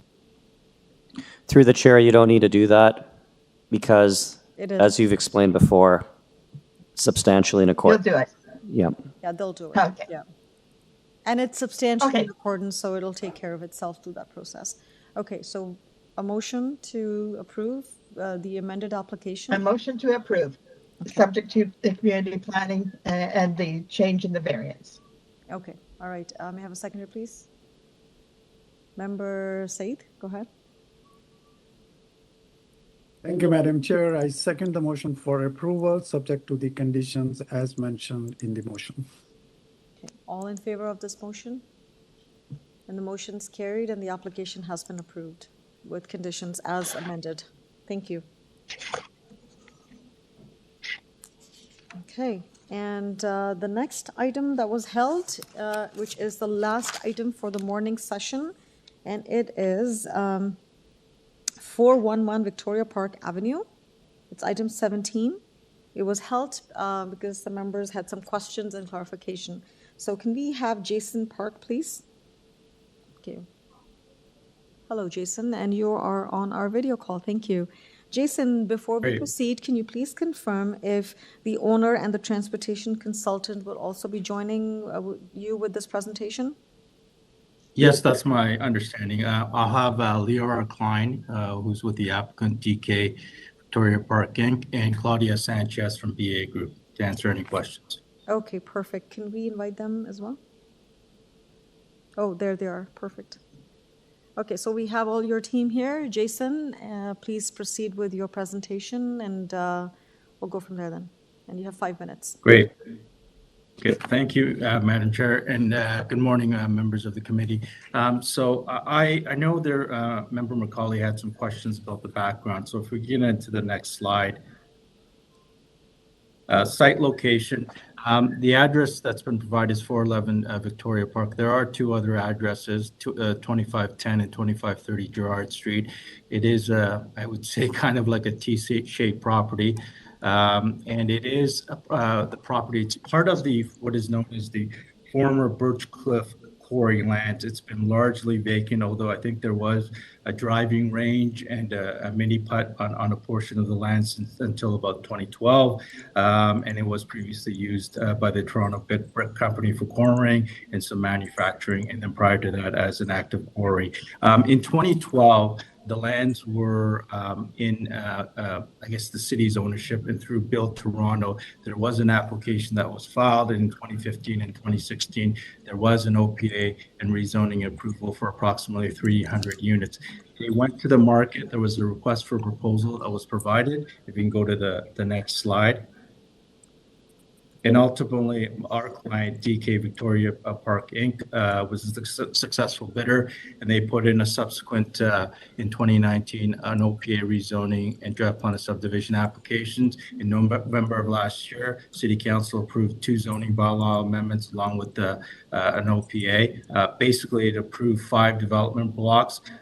What's before you in terms of the variances it relates to parking for 3 of the development blocks, and that's blocks 1, 2, and 3, which is what I call the market mid-rise and townhouse blocks at the end of it. The total number of units that's proposed is just over 1,052 dwelling units, which has not only been proposed but been approved.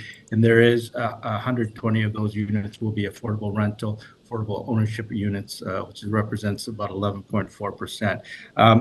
In light of the approval in November of 2021, to bring this application, City Council did authorize this application to be put forward within the 2-year time period, and there was a council motion that was adopted in April 6, 2022. Next slide, please.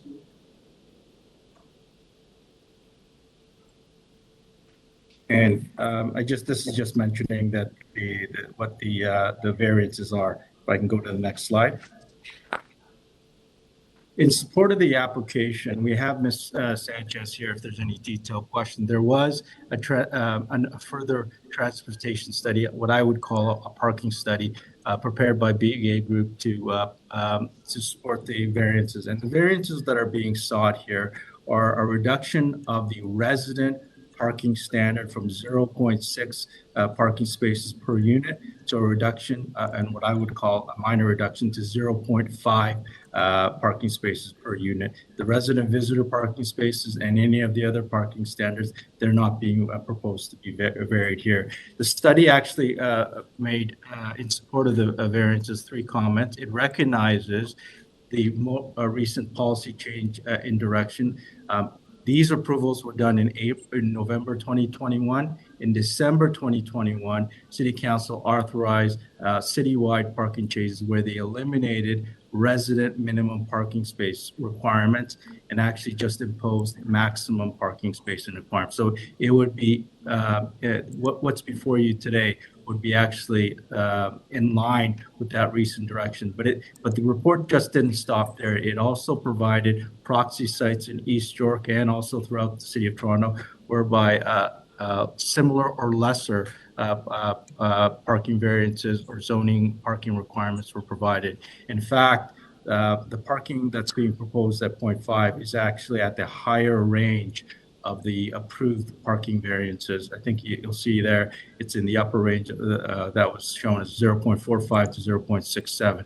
In further support of the application, there was sales data which was provided for buildings throughout the City of Toronto, which showed and supported an uptick, a parking uptick of these spaces between 0.24 and 0.42 spaces per unit. And that really is kind of in a nutshell why anybody comes in for a parking variance. No one wants to build more parking than actually is necessary, because that's obviously not an efficient use of land and not an appropriate, and it will ultimately end up increasing the cost of the development and affordable housing. Next bullet, please. Next slide. I think we can pass this. This just shows that what we're seeking. And the reason why there's 3 variances, there's 2 bylaws, one 569 2013 amendment, and one amendment to the underlying former Birchcliff zoning bylaw. And they do you'll see there's 2 variances from the 569 amendment, because the way they broke it down, blocks 1 and 2 had one section which had a parking standard, and block 3 had a different standard, a different section which had the parking standard, but the exact same parking standard was applied, 0.5 residential units for the mid-rise units. Go to the next slide. I think we can pass the next one. Oh, so Jason, you're out of time now, so maybe you want to close your presentation? Absolutely. In our respectful submission, the parking variances do satisfy the statutory 4 test, and it'd be my respectful submission that the variances should be removed. I have seen the Metrolinx advisory comments, and I understand they had no concerns with it. Thank you for your time. Okay, thank you, Jason, for your presentation. Member Macaulay, do you have any questions of Jason? Yes, please, go ahead. Thank you, Jason, for that presentation. I guess that my first question, it's probably not as related to the variances, is these lands were owned by the city at one time. They were owned by Runnymede, owned by the city, back by Runnymede. Is that correct? No. So they were owned by the city, Creatio. They rezoned it. Then they went for a request for a proposal, and then our client, Diamond Kilmer, which is DK, was a successful bidder, and they're the current proponent. Okay, all right. My question relates to the parking. As I understand it, the parking is only for what you call the mid-rise buildings. Yes. There will be one parking space for all the townhouses. Yes. So Yeah, that's correct, Madam Okay. Member Macaulay. There is a residential requirement for one parking space per townhouse units. That is not being varied. All right, thank you very much. That's all my questions. Okay, thank you. Member Said, go ahead, please. Thank you, Madam Chair, and thank you, Mr. Jason, for your presentation. During your presentation, somewhere you mentioned the number of dwelling unit for the residents. Could you just give me that number once again, please? Sorry, for total? The total number? For block number 1, block number 2, and block number 3. Okay, so block number 1, which is the market mid-rise, has 375 units.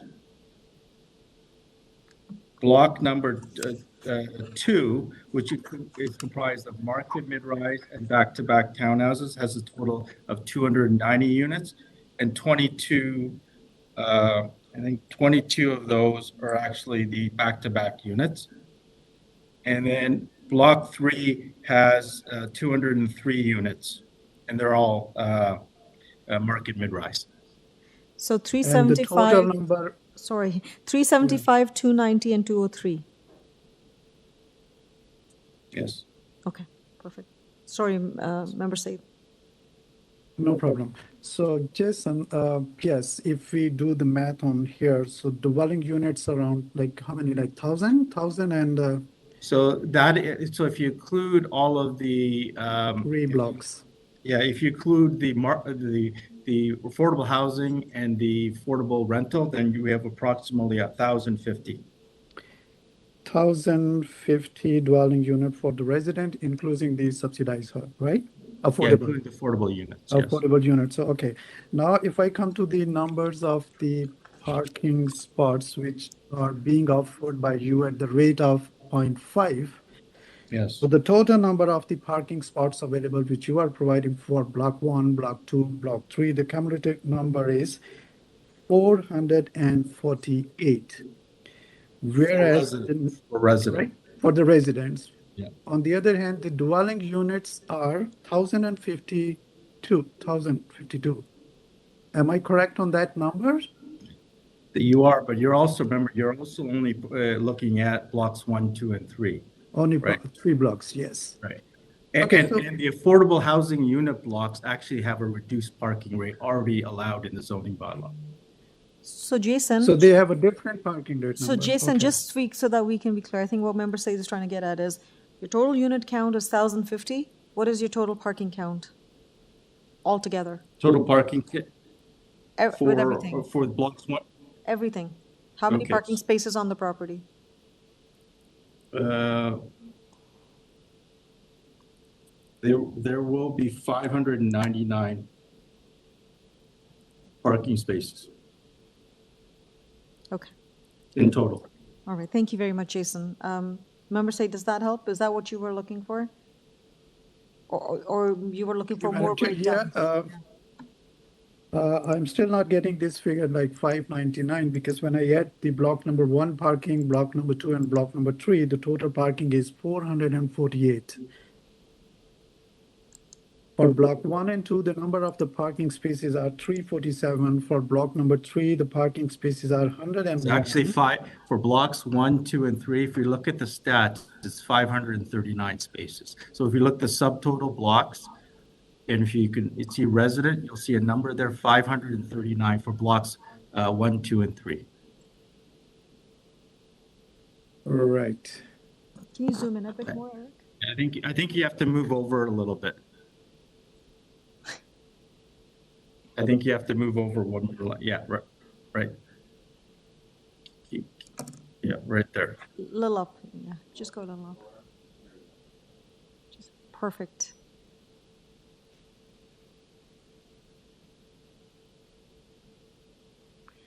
And then there's additional parking that would be provided for blocks 4 and 5. All right, but block 4 and 5 is not a variance, right? No, it's not a variance. It's not a variance. The variance is only in these 3 blocks. And you know what my question is now is that if we see the proposed one is at the rate of 0.5 parking spaces. as compared to the required one, which is 0.6. So apparently this is a very short number, right? But when we go to the maths and do this calculation, how much is available and how many parking spots are offered, the number is bigger than this difference of 0.1. That was the point, but could be, like as you say, the parking rate for the affordable housing is parking space rate is different than what you are saying now. Yes. Right? So the affordable ownership housing is a rate has been approved for a rate of 0.5 already. Mm-hmm. Okay. And I would note that this is a site that is close to transit. It's about 700 to 800 meters from the Victoria Park subway station. Which is a walking distance. Yeah. Okay. Is there any parking for the bicycles? Yes. Yes. And that would be in the next box over. There's a significant amount, and we're not varying the zoning requirements for the bicycle parking spaces. Right. Yeah.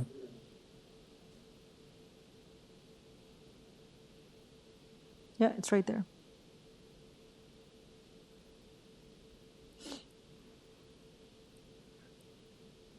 Oh, now it makes sense. The bottom one was for the bicycle parking. I just could not tell which those numbers were. I see. So those are all bicycle. Okay. Yes. All right. Member Said, is that helpful? Thank you, Madam Chair. Now I'm getting a clear picture of that. Thank you, Mr. Jason. Thank you, Madam Chair. Excellent. Thank you. Thank you very much. Any other question? Okay. I see none. All right. Thank you, Jason, for your time. We can take the matter into committee now and see what the committee members have to say. Committee members. Any comment? I see none. All right. If there are no comments and if we are prepared for a motion, please go ahead. So Member Taylor, please go ahead. Yeah, sorry, I was a little bit late on the comment section, so I'll preamble my motion with a little bit of a comment. I think I appreciate Jason's rationale and justification for the parking reduction, given current, transportation realities and the proximity of this site to public transit. So I've got no hesitation whatsoever to move approval. Now, I'm at a little bit of a disadvantage right now because I don't have my notes in front of me. Some of you may have noticed that I've moved to pick up Wi-Fi. So I don't have conditions of approval if there are any. But if someone could help me on that, I could add that to my motion. Sure, I can help you with that. So the only condition that I'm aware of is the Metrolinx condition. Through the chair, there are no conditions. Metrolinx had no objections, so there are no conditions. So there was no conditions. Okay, they had just objections. Okay. Comments, has no objections. Yeah, so. Therefore, I therefore move approval without conditions. Okay, thank you. May I have a seconder? Member Macaulay, go ahead. Second that approval. And I want to thank the applicant for sticking around and giving us a presentation. All right, thank you very much. And all in favor of this motion? Motion carries unanimously and the application is approved. Thank you very much to Jason, you and your team. Thank you. All right, and I think that was the last item on the agenda. Okay, so we have dealt with all the items in the morning agenda. Those items were from number 1 to 17. We will end the morning session now, and we will come back at 1:30, and staff has some comments here. Through the chair, so we will start our afternoon session at 1:30 for the viewers on YouTube. You will need to switch streams to the Scarborough Committee of Adjustment PM session YouTube stream. Thank you. Thanks, everyone. See you at 1:30.